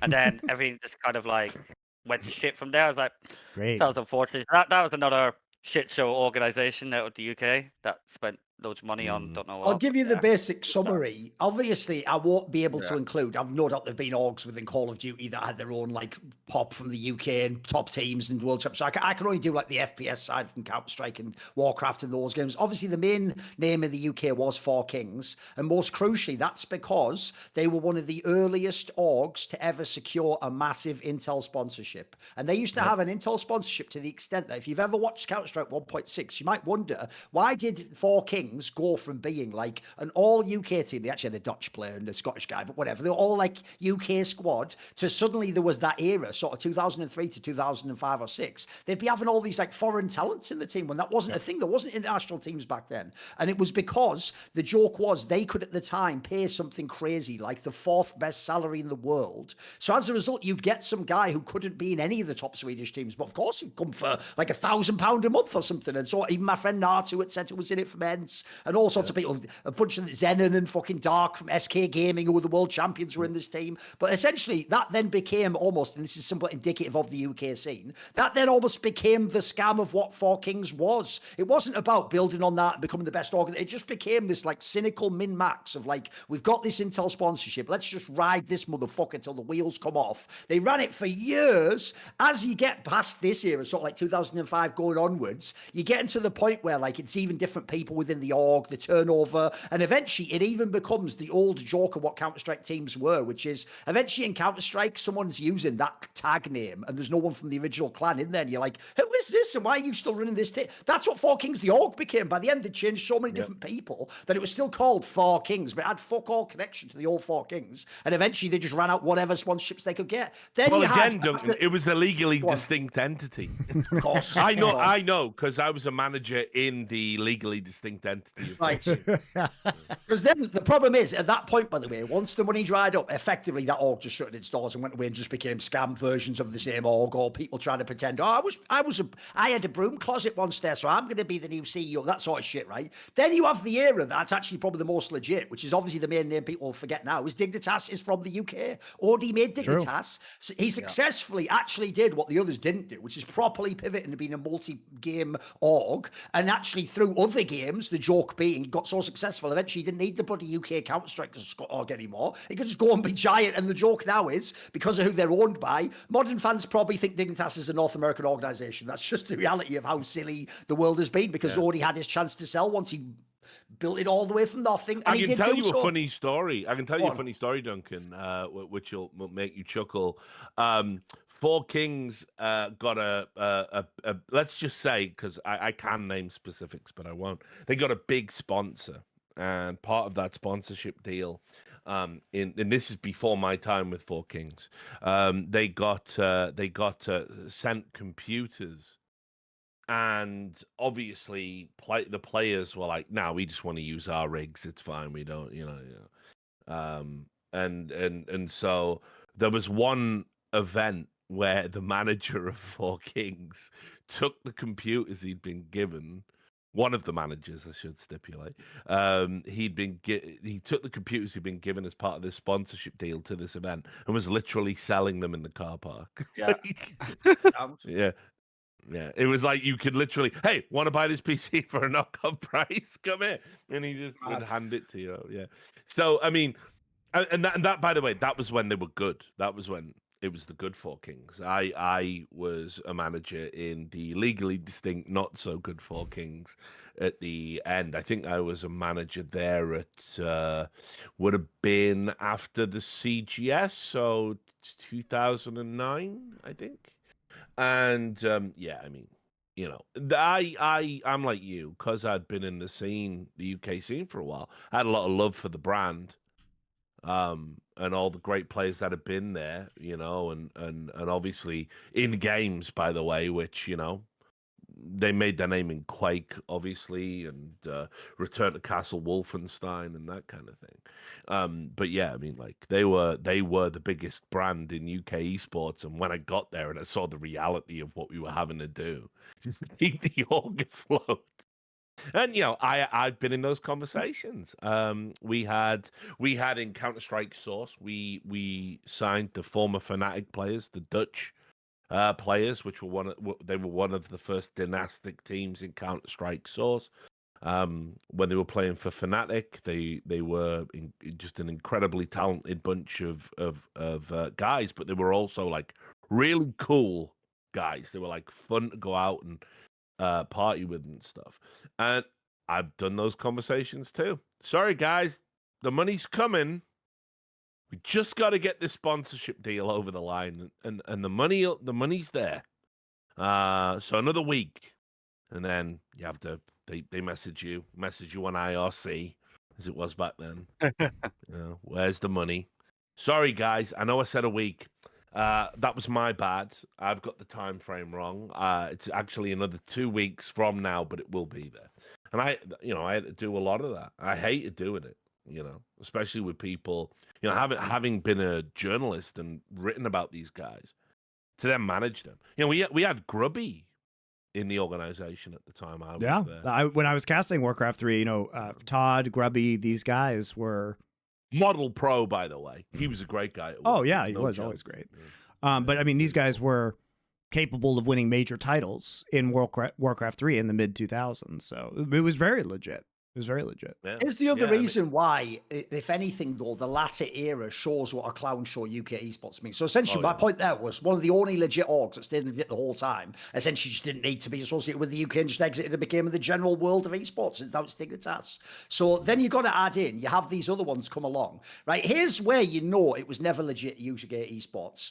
Because if it had been, they could have had the fucking entire cornered market on international Counter-Strike rosters. The reason North America couldn't do it, Monty, right? The reason why Team Liquid didn't just have all the best players from Europe, because no one wants to move to North America to live there. They want to stay at home with their family in Europe in Counter-Strike. It's not League of Legends. You move to a team house. The UK, you're in the fucking European Union at the time anyway, and there would have been no issue. So you all speak English. You should have been the people from day one doing these rosters that were multinational. Like what Mouse Sports became, UK Esports should have had an org like that years before, because obviously we have the language locked down. Everyone speaks the language, but they never did. And instead you have these two examples, modern day, of what UK can be for good and for ill. So for ill, it's what Into the Breach was, where they had this one pop off, they ripped everyone off, then they parlayed that and they're ripping some other people off, allegedly. And at the end, the person just went, oh, boo-hoo, I took drugs and that, but it wasn't me, it was the other me, the bad one, when fucking that tobacco kryptonite split me in that junkyard and I had to fight with myself, but I definitely beat him now. It's not the evil one, right?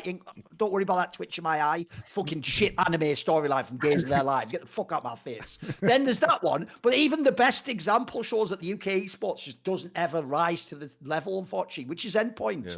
You literally, Monty, if there was an actual thing, there isn't, as a farm team. Now, I'll just tell you right now, do you know why every org out there, Sprout, get really upset if you call them Sprout farm teams? Because even though we functionally see them operate as farm teams, they don't want to be, because you never actually make money in the long run doing that, by the way. Even if you sell the guy for 500k, do you know how much it costs to get the next guy that could be a 500k sale, and all the salaries and all the failed rosters and all the times you don't make them? Unfortunately, it looks good when you're stacking all those numbers, like, oh, I'm selling this guy for 400k and 200k. It just doesn't work in the long run. And what proves it doesn't is Endpoint. Because, bro, literally, I'm not exaggerating, there is no org in the entire world of Counter-Strike has sold more potential or literal HLTV top 20 players than this org ever.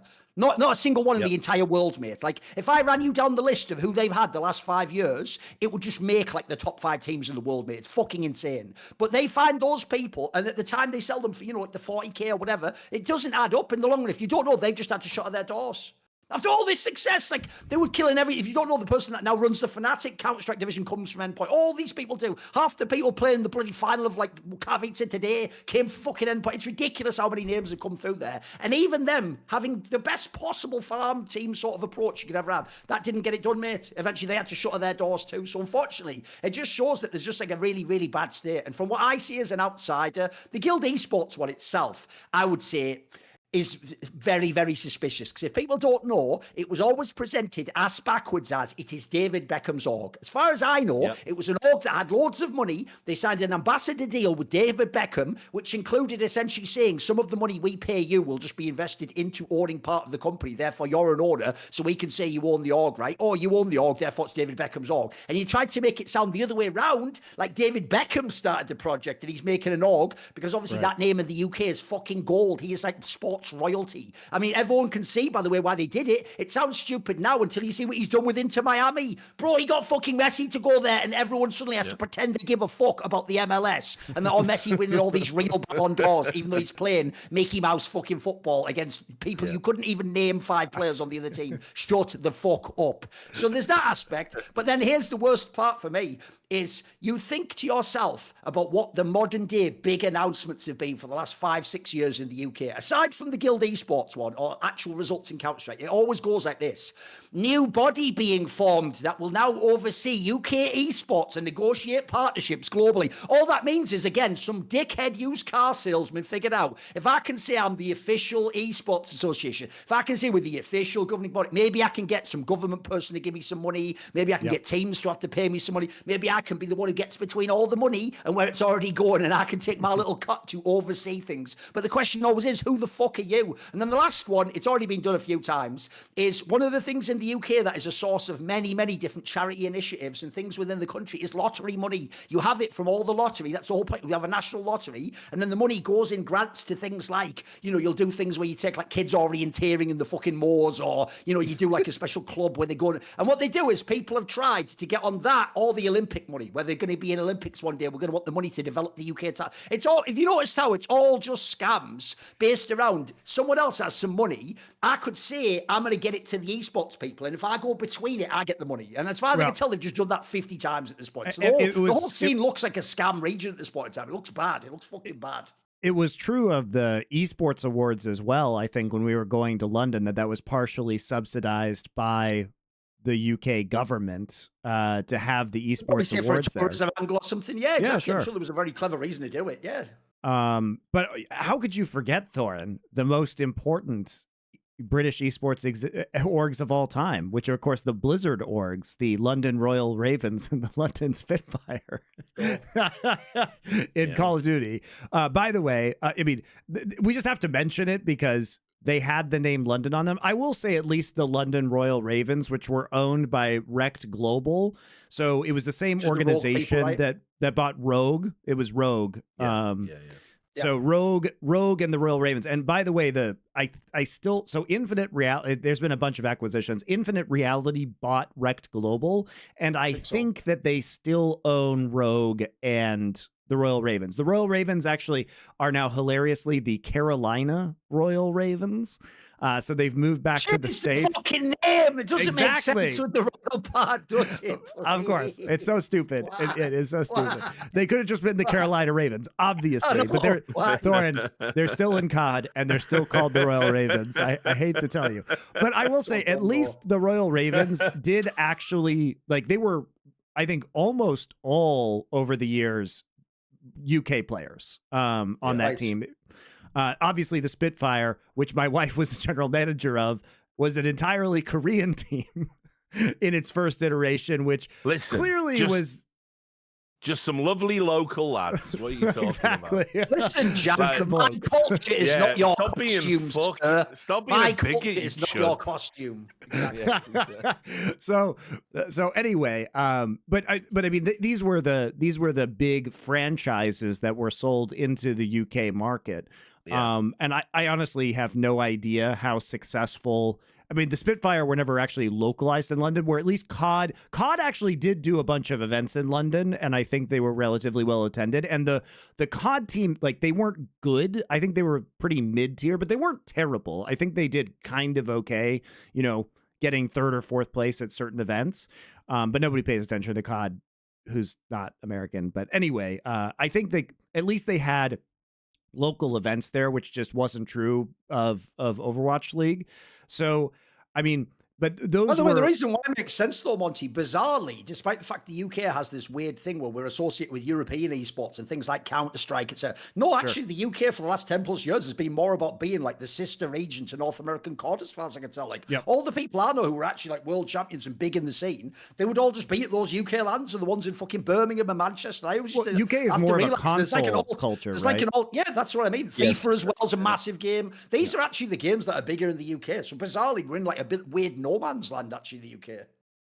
Yeah. But I mean, Yeah, I there mean- have been. It's just always been weird because the space in UK esports has always been, you know, it's interesting because a lot of the org founders, like I totally forgot. How could I forget about OD, right, and Dignitas? But a lot of the orgs actually were started by British people, and by the way, probably a full 50% of esports on camera talent is British, right?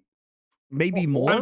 Yeah. I mean, I was gonna say just to make this two distinct branches.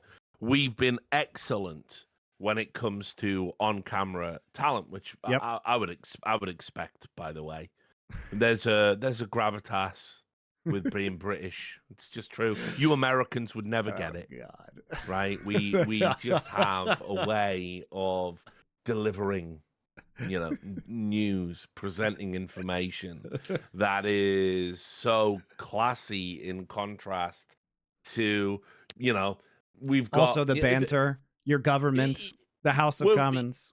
Yeah, we're very good. We're very good with banter. We understand how to be self-deprecating. I would also add another Sure. reason why you would think it would be very easy for British people to be perceived as arrogant, and yet we're not. The French are, and the British aren't. Why is that? Well, we do an incredible line in self-deprecating humor. We know when we're shit, and we say as much. It's baked into our culture. You know, funnily enough, when I was having one of my insomnia bouts the other night, scrolling through fucking TikTok shorts, like just breaking my brain even further, there was like some viral TikTok, and it was a woman walking down the street saying, "You can't insult British people because every time you insult a British person, they go, 'Yeah, I know,' and they raise the stakes on the insult you've just presented to them. It's actually impossible to almost offend a British person. You have to say their tea is fucking terrible or something cliched like that.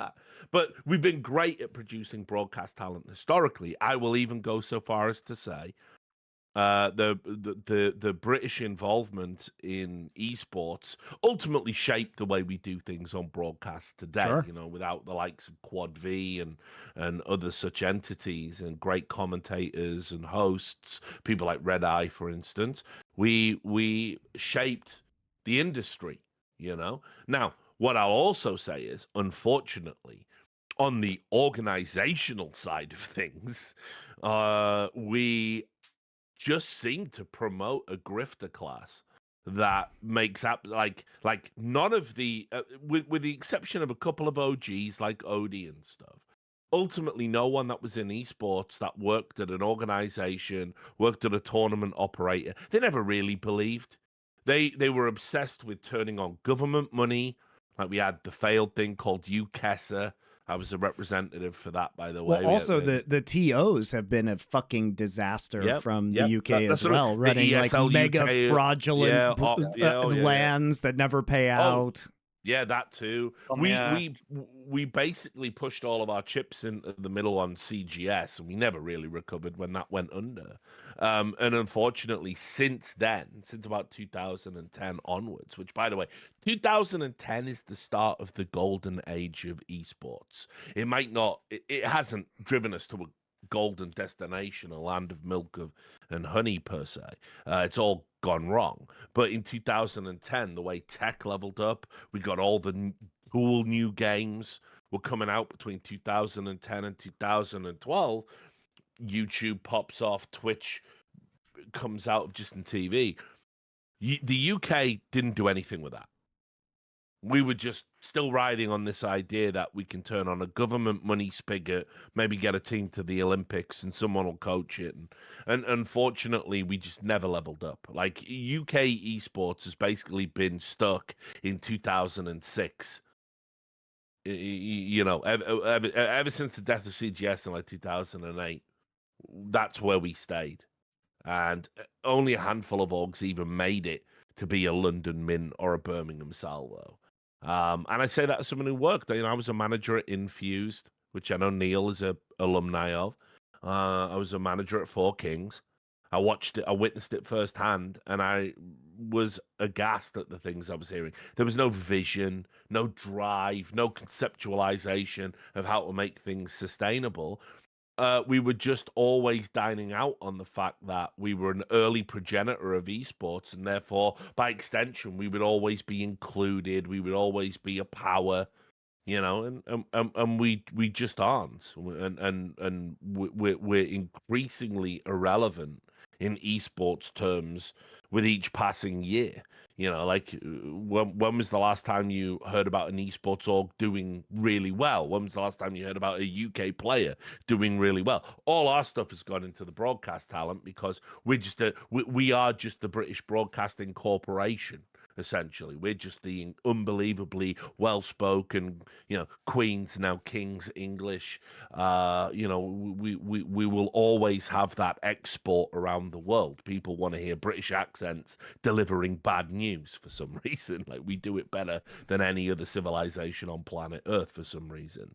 But ultimately, the reality is, in esports, organizationally speaking, we've been washed up for so long and haven't created anything of worth. And unfortunately, even something like Endpoint, it's kind of like Endpoint, if I remember, Neil, correct me if I'm wrong. Adam from Reason, yeah? No, it's Infused. Adam run Infuse, sorry. Yeah, he, it's he the was the he ex-Infuse was the guys. Yeah, my bad. Yeah, I worked with ads. ads, yeah. And they and they had Nick there as well, Zeos or whatever his name used to be, Yeah, that Nick was the very Carpenter. start. Yes, Yeah, at the very and start. It was like them. Infused, we were back when I was a team manager there. I worked with both of those guys. Yeah, They were about as good as it got in UK esports in terms of like, 100%. yeah, they just knew like we ain't ever gonna be big. Like it's never really going to happen. But what we will do is create a sustainable environment for players. We're never going to rip anybody off. We're never going to bilk a sponsor. We're never going to lie about our numbers. And they ran Infused, in that manner for a long period of time. And they're both really, really good people.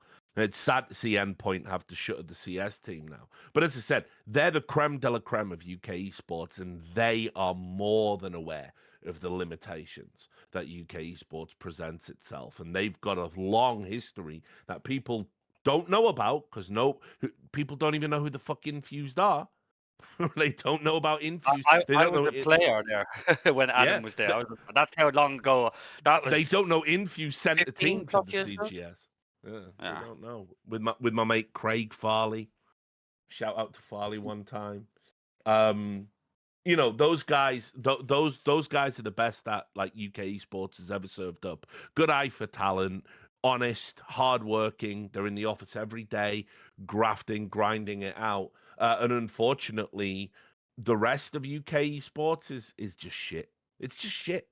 They're not on the same level as those people. Those people have like 20 years in the industry, and they never have felt the need to step in front of a camera and crow about how great they are. They just do their job. Unfortunately, the rest of the people in the UK, they really aren't like that. Guild was kind of an anomaly in the sense that it finally looked like we were going to get a big, high-profile organization with Well, celebrity especially with investment the and celebrity sponsors they sponsors. announced Yeah, too. I mean, it yeah. looked like there was actual But like corporate money coming in. yeah, but I mean, but again, like when you look at the numbers, they massively overspent Sure. on that classic trick that a lot of esports orgs do. Oh, if we tell everyone we're legit and we're good, people will believe it. It doesn't work like that in esports. It really doesn't.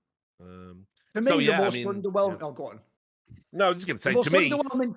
Oh, go on. sorry, to me, just to put a pin in it, the sad thing about UK esports is it really is a tale of wasted potential. Like there's been so many opportunities to create good things, and ultimately since 2008, we've just failed to capitalize on investment, attention, talent, and we've attached all of those things to totally the wrong people. As I said, it's the likes of Adam and Nick at Endpoint that really should be given. Here's 20 million of investment money. I can't even imagine what they could build with something like that. Endpoints can't even dream about that type of money, that type of investment. And what they would build would be something that I do genuinely believe would stand the test of time. Those guys, because they're dyed in the wool esports, they don't get into the same rooms that Guild get into, where some fucking dickhead in a cheap suit tells you he's an associate of David Beckham, and 5 cocktails and 2 lines later, you're signing up for some nonsensical sponsorship deal. That's the problem. That's always been the problem with UK sports, sadly. Sorry, Duncan. Think how utterly underwhelming and pathetic it is to have a media market as enormous as the United Kingdom, which speaks fucking English like the lingua franca of the entire fucking world at this point in time. And you can't even generate orgs that are even on the level of the orgies of the world. Like, that's how shit the fucking scene is and the people who operate within it. And there's 2 factors here. One is this even comes from the players on up. The vibe in UK esports has always been, I'm not one of those losers who spends all my time playing games. I just fuck around on the weekend and I'm sick at the game. So what do you know? I won a LAN. I've got some money. I actually go out drinking. That's like a real cool thing. Essentially, the ethos of like a fucking 17-year-old frat boy in America is the top end of the scene. That is the aspirational dream of being in the UK esports. It's not some shit of like, even Americans have like the grind thing, like, I was battling for years and I was trying to like earn my position. That's not even the swag of the UK scene. It's always been just little boy shit of like, look all this money I'm flexing and my Yeezys and all that shit. That's the scene for you, mate.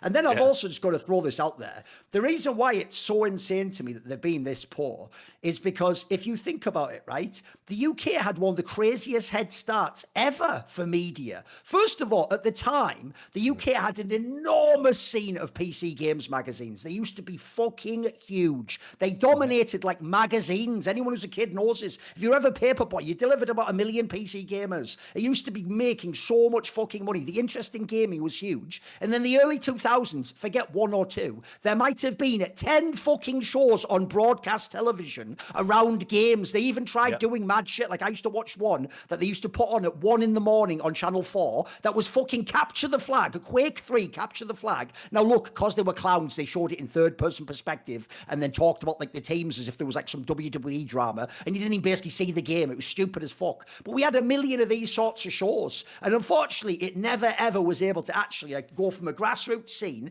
to a top end of what esports. We could never bridge that gap. It was always people trying to drop in at the top and get the money and extract it immediately, or people, the ones you're talking about, are legit, but they're all stuck at the bottom level. They're grassroots people. They're the equivalent of someone who's doing console uptake as well. Sure. Like huge divisional split in that sense, that the barrier to entry of having a good PC was so high that a lot of working class Brits, they can't hang in that pocket financially, so they went across the console games. That's why we had a pretty decent FIFA and Pro Evo, and these are the types of games kind of seen in the UK, and obviously console Call of Duty. We went one way when we could have gone another. And also, people are just the most pathetic crabs in a bucket losers of all time in the UK scene. Do you know how many fucking years I worked for Gfinity, who paid my top asking rate in the entire world, as in they paid more than ESL would pay to do like a fucking major. They paid my top rate every single time. They paid on time after 30 days, like the invoice says. By the way, the joke in putting 30 days in esports is, you just mean 90 really. They just like actually idiots just paid normally. Used to pay for all the expenses, all the costs, and the whole time, all I ever heard from everyone in the UK scene is, lol, I've heard they're going bust next year, lol, oh, they haven't even fucking got anything, lol, look at all that money they're spending. It's like, that's actually one of the few legit businesses, as far as I can tell, ever existed. They had like all deals with like fucking cinema chains to have the events in and fucking show matches. Like, that's an example of someone who, look, they never hit the heights you wish they did and made it glorious, but they were actually a real company paying people the money, getting real sponsors, doing real world partnerships, and the whole thing in the UK scene was like, nah, I'll wait for them to die. Nah, look at them, they shit, aren't they? me. That's the scene. As a result, by the way, this is why I'm actually proud. I believe I not only have never won any award ever in the UK, I don't believe I've ever even been nominated. Because the perception I've had in the UK esports scene from the whole time was, you're not part of it. It's like, good, I wouldn't fucking choose to be, you absolute rat, heap of shit. So I tell you what, you give your awards to some little dickhead like Dom Hacko, who just writes some bullshit article so he can accidentally trip over and talk about who Andrew Tate has committed crimes against in totally unrelated news posts because you're a fucking bum who dreams of being writing for the Tatler in America. That's the UK esports scene, mate. It's little men who just pick at the great men. And so as a result, why the fuck would I ever want to be part of this scene? I used my language to get the fuck out of this space and talk to other people who even in their second language actually knew what they were talking about, give a fuck about esports. So fuck the UK esports scene. I wouldn't piss on it on the way out the door. I mean, you Neil? got the point of Gfinity. I was part of a You Were There Duncan Elite series, and it was kind of meant to be like a show kind of thing. I understood the purpose of it kind of way, you know. And I was trying to get all the guys in my team to be like, right, we need to take this fucking seriously, guys. Yeah. Sometimes we have to change the time slots of games. Oh, fuck them. Why'd you do that? Because, guys, this is a massive opportunity for you guys to show yourselves. Like, you guys are bums, like, as in No, the at the players. time, Like, you yes. guys, they're fucking bums, you know what I mean? And I said, guys, like, this is a massive opportunity. All these guys, and they just used it for every week to go on a piss up. Don't give a fuck Richard, about they the would come games. in to Gfinity where they were spending the real money that you'd want for a giant event. They were essentially saying what everyone said, build it and they'll come, right? So they were saying, we'll pay you all the money as if this was a franchise league. You just turn up and get good at the game and we'll have a product. And all the UK players used to actually laugh and behind the scenes go on about how they weren't even a real team. They weren't even scrimming. They were just turning up and playing those games. And they would say it, Richard, as though I'm going to go like, it's hilarious. Oh, great job. You've just ripped the whole country off. You fucking twat, so you can get your money. See ya. I never understood it because obviously I went to all the UK lands and I used to hang out with all the UK players and there was just this weird attitude that like if you practice you're a loser. Never got it. Yeah. Yeah. By the way, never think understood about it. this. People like Get Right would never make it in the UK scene, mate. They'd be considered too weird because they like to practice the game. You know what I mean? Like, fucking hell. What are we doing? Yeah. Like This is where I left the UK scene because after that, and this is how I actually made my coaching career because of that elite series. When you went to all the Imperial and stuff like that, right? Yeah, that was because of Gfinity. Because I was grinding that out, stuff like that. I wasn't there to try and I was there to grow my brand and myself to maybe get a chance somewhere, like in an international team. I was like, fuck you all, you treat me like shit.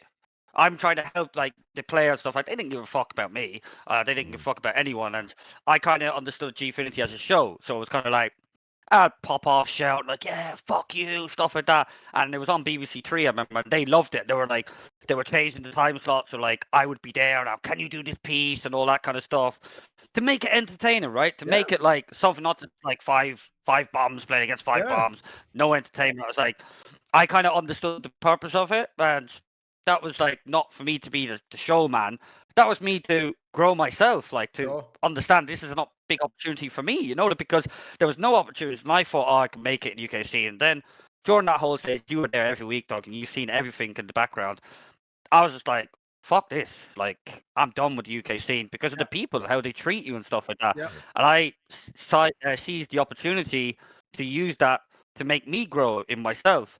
And I think players, they just want the quick ticket to like the salary.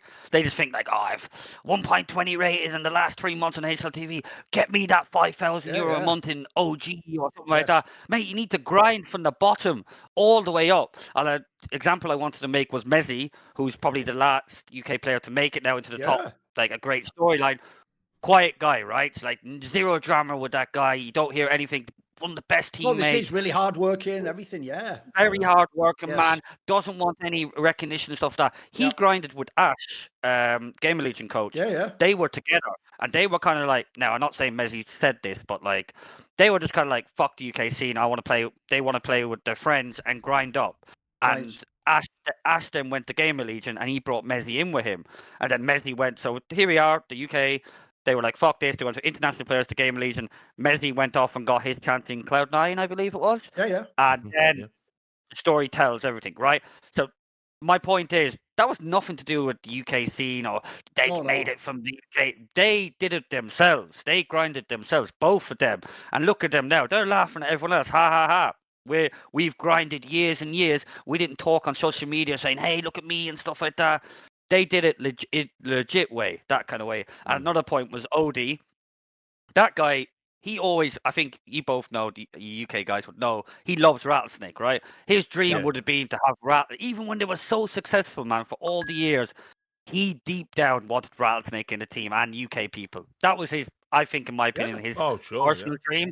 As a non-businessman, take away business, but he knew in a business way, there's no fucking way I can have a UK team because they'll be shit, right? Because of attitudes and personalities, and this is also what is fucking up the UK scene is the people.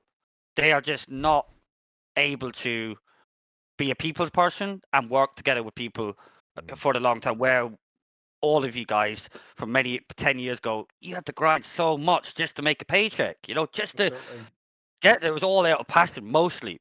And nowadays, yeah, to my point is people want to be successful. Like they want to go from 0 to 100. They only think of themselves. Yeah. You need to be a team person to make a team be successful. Business probably the same is happening as well. Well, the main topic we're talking right now, one fucking person fucked up everything because he didn't know how to run a company and he had the fast track of all these millions. So there's many stories, man, in the UK, many stories. And By the way, as unfortunately, if a lot to, of yeah, it is go on. negative. No, As no, if no, I to said, make the point about that Gfinity Elite series. So all the UK players that sat on your hands and just took the money and went, lol, here's what you don't realise, dickheads. Here's who was competing in that tournament. So there was Fasher, who later on went to be in other like top teams, Fnatic, Yeah, etc. yeah. You had Imi, who became actually like a fucking Valorant coach and was working in CS for NRG as well. Bunch of successful things. You had Extaz was actually the coach of Envious Academy. He's now the coach of Vitality, if people don't know. You had Borster, who was now like probably the most famous like Western player in fucking Valorant and was in Fnatic and a legendary figure now. He was in one of the teams there. You had Tesses was playing over on the Reason squad, who is now in Falcons, getting one of the highest salaries in the world. You had the aforementioned Surreal and Crucial, who later on went to be part of some of these other names that we all know. You had a whole bunch of fucking people. You had I think the Link guy who was in Team Liquid Valorant was there. Like there's people who actually did further their careers and do things, and there's people where that was the high point of their career. And part of it is just attitude. It's not about talent. If people don't know, Boaster was nobody back then. He was a nobody. No one in the Danish scene would have known who Tessus was. Like these people, Extaz wasn't some like going to become a mastermind, be given to. These people grinded. They just fucking grinded every opportunity. Like if you don't know the story about Boaster, he is the opposite to all the UK people. When he couldn't make it in CS, he was trying to make it in League. And by the way, he never made it close in League. He was 1 million miles from being pro. But in doing all of these things, eventually when he got his crack, this is the secret to life, people from the UK. You don't sit and go, give me an opportunity. You keep going and grinding until so many opportunities come that even your dumb ass can see one slap you in the face, and eventually you take advantage of that, and that's what makes you. But it might not be the first 5 opportunities, but if you're there for the 6th one and you're gunning for it and you've been waiting the whole time and someone gives you it, that's when you'll make it and you'll become famous. And at the end, you'll turn around and it'll look like you just got that one opportunity, you got lucky. You make your own luck. You make your own fucking luck in this scene. I can give you another cool story from StarCraft I'll tell you, as well. let me give you one quick story though, just to put a cap on the Gfinity. It's going to go like this. This, in some ways, is a microcosm of why the UK will always just be a bunch of fucking losers. Which is, when I went to Gfinity, at the time, remember, I just listed all those people. Like, those people weren't famous at the time.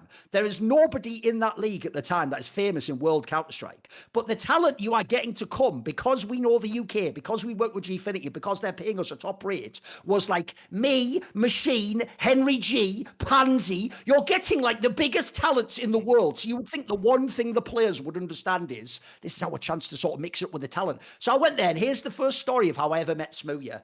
I went to the event, and obviously I knew, I'd done some research. He's a guy who's playing like FPL. He's got a little bit of hype that, he's got some skills, He's playing at the time for, I think it was it Excel or Infused he played for? Who was it he played for, Neil? It was Epsilon. He played for Epsilon. Oh, that's right. Yes, you're right, actually, because it was an international squad. Yeah, he played for With Epsilon. Barbar. Yeah. Basically, I came to the event. Like, this also tells you everything about Smooya. Oh, don't worry, before the cameras went on, not a fucking peep to say. Just like a little quiet schoolboy sat on the side. waiting when to be told to go on. Couldn't tell if it was the Make-A-Wish kid or what. So he comes on, he fucking says this little thing in the interview. Oh, yeah, no, I was going to try and like drop 30 bombs on him like I do on Dust 2. We just do a normal segment. He goes off the segment. I haven't even talked to the guy at the spot time. Just like mentioned something on a segment. He goes off the segment and immediately just tweets out a picture of me sat on the desk with them and just goes, fuck the guy to my left. That's it. That's the UK esports scene for you right there. There you go. There you go. There's Listen, the UK esports scene. I'll say uniquely, we've definitely lost our way. Again, going back to the good old days, I'm talking like 2011, 2012. Dignitas did a really like cool initiative, where it was they did this thing called the Gamer Search. If you remember this. And it was they basically wanted to try and find like untapped talent. And this was for StarCraft 2. And they basically unearthed a player called Bling, which Duncan will know. That's Protoss player, right? Yeah, correct, yes. And he was the guy that like won the tournament and stuff. And ultimately, like Dignitas, it could have been a gimmick, right? Because it's like, oh, we're unearthing gamer talent. How many times have you seen this kind of stuff? Where it's like, oh, we have a competition. And then, like, obviously, they're not going to do anything because they're not that good. We're never going to put them up against pros or whatever. So many orgs have done stuff like this. Dignitas actually invested in this guy. And this guy, like, I'm not saying he was like an amazing player, but he definitely made his mark in a number of tournaments, and he was seen as like the heir apparent to like UK StarCraft. He was meant to be kind of like the guy that was going to like overtake the Muslim. I think they even had like an exhibition match with each other, where it was like a big deal. The two like big UK guys playing each other and stuff back in the day. And for about 5 years, this guy was like competitively relevant. He was at every tournament. I think he plays like Age of Empires now. I don't even think he's necessarily done with RTS. Total Biscuit sponsored him. And it was like, oh, okay, cool. Like there's an org in the UK trying to unearth UK talent, and they're going to invest money into them and send them to events. And because of just the nature of, as Duncan says, like talent, a lot of talent being British and English being the, universal language, this guy got a lot of attention. It also helped. He was like a good looking guy, and he's a bit different to a typical StarCraft player. He had like tattoos. He had a lot more personality. Yeah, absolutely. He did. He was, like we just don't have any initiatives like that in the UK now. It's like when I look at the UK teams, like what Neil's been managing and stuff, I see names that have been in the scene for like, a long, long time. The endpoint lineup that just went under. By the way, sorry about losing your job, Neil. Again, like just a nightmare for you at the moment. But I look at that lineup and it's like those guys have been in the scene for forever. Like where's the new school? There is no new school. There's not even a school. The school's closed down. Like we're not developing any talent, and the people that you would look to naturally develop that talent, as Duncan says, they're all morons. They're morons that are just holding out for a paycheck from like the Olympic Committee or a government grant. I mean, again, for context, where I live in Birmingham, which, by the way, right, sorry to bore you with like old man things. If you're one of our few Zoomers that watch this, we've had a month-long strike on taking the garbage away. The bin men, as we call them, right? Trash is piling up in the streets. There's rats everywhere. UK scene analogy coming, right? And yet the council tax rate, i.e., what I pay for them to take my garbage away, that just keeps going up and up and up and up and up, and I get less and less and less and less as an adult, and everyone's really upset and really. Oh, and by the way, those rats that are coming because there's garbage everywhere. You have to pay an additional fee to make the pest control come out and kill the rats, to stop them eating your children if you leave the pram unattended for 5 seconds, right? That's life in Birmingham right now. But guess what? When they had a Dota 2 major here in Birmingham, our local council paid for that. They gave them money.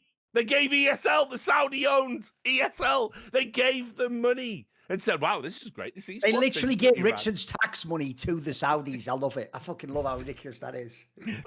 So Like, I can't handle it anymore, guys. Like the UK scene's just, it's farcical. Like, it's absolutely farcical. Like, put that into a startup. Like Duncan says, ever since Gfinity went under, ESL UK's closed down. What do we have? Like, By the way, what here's is another in thing the that's UK? sad. As if to show that, like, the actual people in the UK are like some sort of like different class of human who didn't build this society and they just moved in. Like, yeah, we built all the pyramids and that. Like, although the UK still has something huge, Monty. Oh, we have all the world championships. What are you talking about? We'll have like fucking worlds there. We'll have fucking CS major. We can have Honestly, the everything fans- except teams. You know, the By rest the of the way, industry we can't have. We can have the but by the way, the fans fucking show up for that stuff too. There course, are a yeah. bunch of UK fans that show up to any of these majors or world finals. You muted yourself. Oh, hold up, Thorin, you're muted. I think when they had Worlds at this time in the UK, Yep. it was held in the exact same arena. I like 6 months earlier saw like Tool play Monty. Yes. Like the scale is huge. Yeah, you can fill an arena, of course. Yeah. It's just interesting because like you know, as an outsider for me, I know you guys. I've known on the talent side tons of British people, right?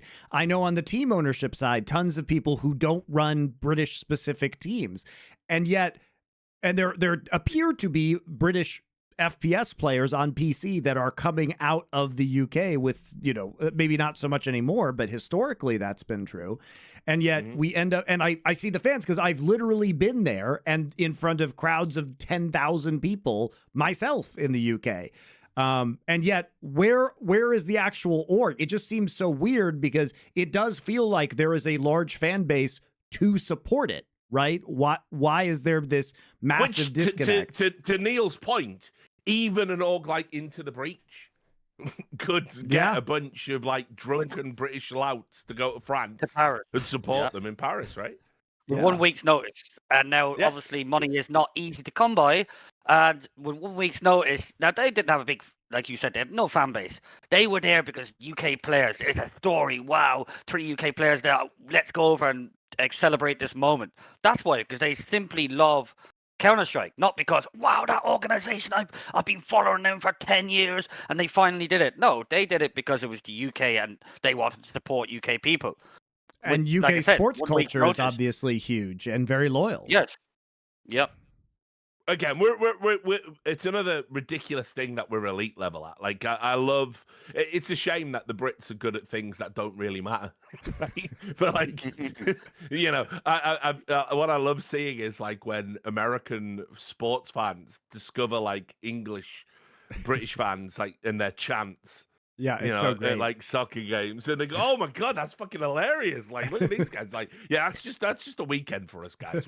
By the way, like, that's even something I saw the other day. Someone had like a listing of the Premier League table by its average attendance. Bro, you know Manchester United is like 13th. They have 71,000 people go every week, Monty. They're 13th. You know, in America, if the team loses, you just no one in the stands. People still just go. By the way, Newcastle has like 50,000 a week. The numbers are crazy. Like, that's what's so mad. We're think about what you building want a in stadium adjacent to St James Park now because we can't about what I expand want. St James Park. Yeah.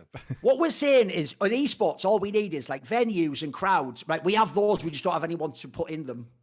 You don't have the teams and the fucking dogs. Like, that's the hard part, is getting everyone to come. The joke is in America, they couldn't even get people to go to Las Vegas for DreamHack. We can just fill like random stadiums all the time. We just don't have any fucking actual talent to put in there. It's the joke I always tell on my That's so stream. fucking It's like weird.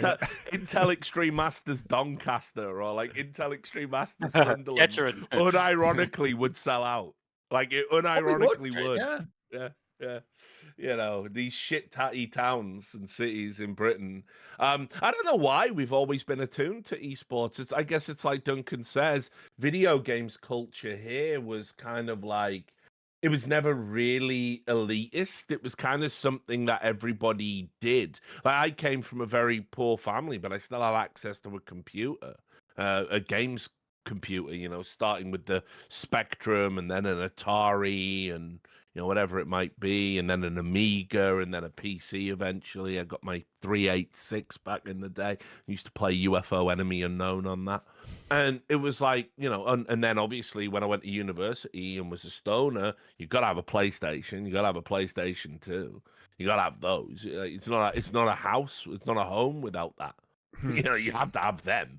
And so everybody kind of just grew up on gaming. We all do it. We don't think it's weird. If you want to be good at video games, everyone in every house across Britain has one game that they are the best at, and they will defy anyone to come into their home and challenge them and beat them. And that's just how that works. That's just like a point of pride. And like, you know, that might be obviously, again, a lot of this is console culture, which is probably why we didn't produce like a plethora of PC talent. But ultimately, again, we're not snooty about it.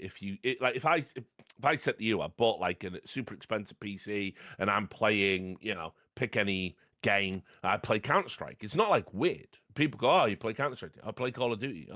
Cool. It's just like, you know, people don't challenge it. Like the crazy thing about the lack of success in the UK is we've cracked all of the hard parts. We've normalized it.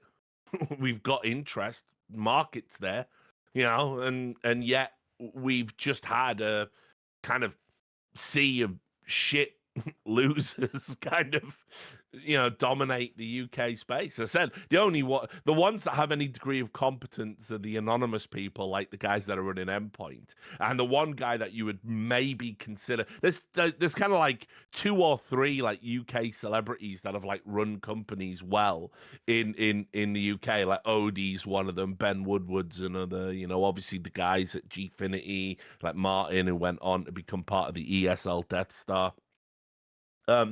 But other than that, it's just like it's just a grifter. It's just a grifter class. It's just some guy in a fucking cheap suit telling you that he met David Beckham once. Yeah, Good times. I mean, All it right. comes back to it comes back to the fast track thing quickly. I was just going to say that, like, yeah, do it. my background, I came up with my dad owned an internet cafe, and that's how I got into it when I was like 13 or 14. Okay. And like for me, it was like I learned from my dad. I learned from people who were older than me in CS. So like it was me like finding out on life as well, like learning from these kind of people, stuff like that. Growing up, always looking up to people, always like that. And with me, I wanted to be that person that could help people. When I grew up, well, say grow up, but anyway, like wanted to help these people, and they won't listen. They won't, like, I'm not doing it because I think I'm better than you. I'm doing it because I want to help you because you're the newcomer coming in, and like to be level on the ground. Like, don't stay away from these kind of groups. Like, don't get into any bandwagons on Twitter talking shit, all this kind of stuff. Knuckle down and go up the ladder. But like, there's no like social clubs, let's just say, anymore that you can grow up and understand stuff. It's all Yeah, right. sitting on the computer. You're reading all this social media. You think, oh yeah, ha ha ha, this guy, whatever. Like for me, it was growing up, learning from other people, slowly but surely, kind of way. You know what I mean? So it's like I think that's another way where people have screwed up player wise. It's egotistical kind of people that don't understand how to grow up properly in the UK. So it's a big difference from when I was 14. That's 20 years ago. It's like, yeah, life has changed so much, man. People have Just changed. just before we wrap up the show as well, just to bring it full circle, Neil. What's happening in the aftermath of the Into the Breach stuff? Like, are there any plans for like legal action? Are there any? Have there been any promises made about the Because you're outstanding still money owed being money, paid to correct? players? Yeah, No. I mean, I'm not owed anywhere near as much as the guys are. So it's but like, you That's not are what I owed, asked. right? Yeah. I mean, You I still wouldn't are say owed it's not. money, so you have an I mean, interest in this being resolved, I uh, assume. it's not about the money for me. It's about the guys getting it. But there is, I'll say, I'm not sure how much I'm allowed to say of it because it's the guys Sure. dealing Sure. with it. But it's not over. This is Okay. not going to be GG rolling over. There is background stuff happening right now, and there's been some fantastic support in the background that have helped the guys. So yeah, this is not over, and there is active stuff happening. Let's just say that involves government kind of stuff, etc. So yeah, there's people supporting the guys. Let's just say that, and credit to them. They know who they are that have been helping them guys. So yeah, there's an Okay. active process Good going to on. know. Let's just say that. I mean, it's kind of like the elegy for the UK scene, isn't it? It's not over. There are things happening behind the scenes. Well, just I can't think, you know, talk about them. as silly as the conversation has been around about the history of UK esports, there's clearly still a large group of fans that could be adequately serviced if the orgs would stop fucking up.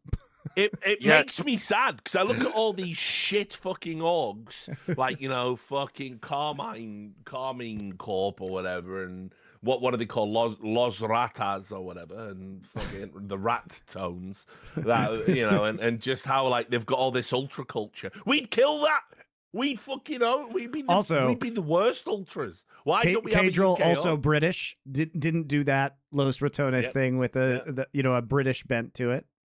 Yeah, exactly. Like we would be the most insufferable, violent, aggressive fans, and instead we're letting these other insufferable, violent, aggressive fans take over the space when we Our have been. birthright. I know it's all exactly. We are the original hooligans, right? We are the original louts, and we're just letting these esports ultras come in, and it's like, no, this can't be allowed to happen. We need to create an org. Like, it should just be called like Hooligan Esports or something. I mean, I Hooligan know Esports, and the motto will be, "We will kick your heads in." That's the secret pun to my joke that I have a firm proposal for how to fix UK esports. There you go. There it is. There it is, mate. It's going to be the ICF Gaming. I mean, I know because I think our just on LFN, our second largest viewer base is UK. You know what I mean? Like, clearly there are a bunch of esports fans there, so I'm not sure what the fuck's going on. It's mental how mismanaged it's been, and kind of like wrap up the show. Orgs like Into the Breach. As I said, they achieved everything you could have wanted. If you were creating a UK esports organization tomorrow, and it's ostensibly a bedroom organization, and you get top 8 at a major, you get a huge influx of cash, you have 4 million in a single year. That is mental for an organization of the scale as Into the Breach. Yep. That's it. You've done it. All you have to do is just not misspend that money. That's all you have to do. Pay the players, ride it out, and like I say, they didn't even really achieve. It's all relative, of course, but it's not like they were winning tournaments or they took that top 8 and they snowballed it into other stuff. They were just going to events and they were handling themselves to about the level you would expect them to, and that's great. And you just build the fan base. You hire a social media manager. You do clever things on Twitter and Instagram and YouTube. You make compelling content. That's all you had to do for the next 3 to 4 years. And by the way, you had the money to do that for 3 to 4 years. So all you had to do. You made it. You won. You won. And then it's like, okay, well, the UK sports curse fucking strikes again, does it? Because one guy wants to fucking, be, as they would say back in the 80s, a big-time Charlie.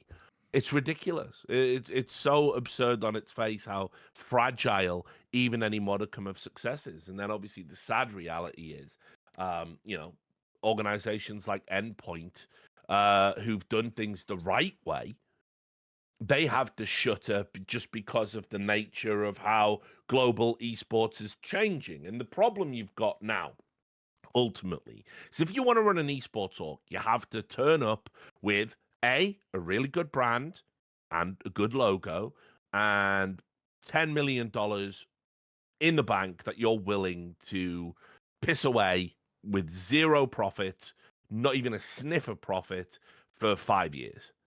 If you can't do that, you can't run an esports organization. And unfortunately, just the nature of how the UK works, no one's gonna get the opportunities that the US guys do. And by the way, you look at what the American team owners have done and the money they've squandered and the opportunities they've wasted, and it's actually disgraceful. It's like, the American team owners have ultimately, they're the people I would lay all the blame on, like almost all the blame, for bringing our industry to total ruin and making it what it is now. I do feel a little bit aggrieved that like the UK never really got the same kind of opportunities or spending power, despite being an early uptaker for esports and ultimately producing so much talent just in almost every other area except players.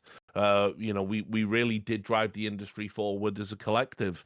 So it sucks. Into the Breach is ultimately, it might be the last time you even see a UK sports organization do something like this. to have that level of achievement, that level of money, to break the paradigm, to be part of that like 1% of the bedroom orgs that actually go on to make it and become a real organization without any outsider investor money. And yet, you know, this is how it ends. It's so typically UK.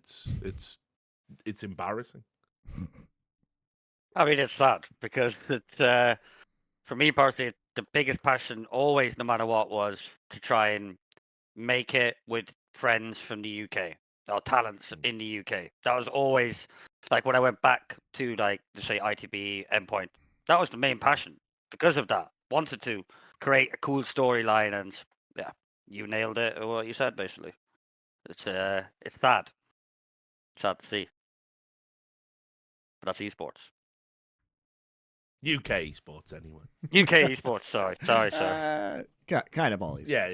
We can talk about esports. We're really down on esports, Neil. But I know enough about you to know that even as a guy who like Endpoint went under like this week, and you're just like, well, that's my fucking. You'll be back. You're back. You're back tomorrow. Yeah. I know. I know you're not.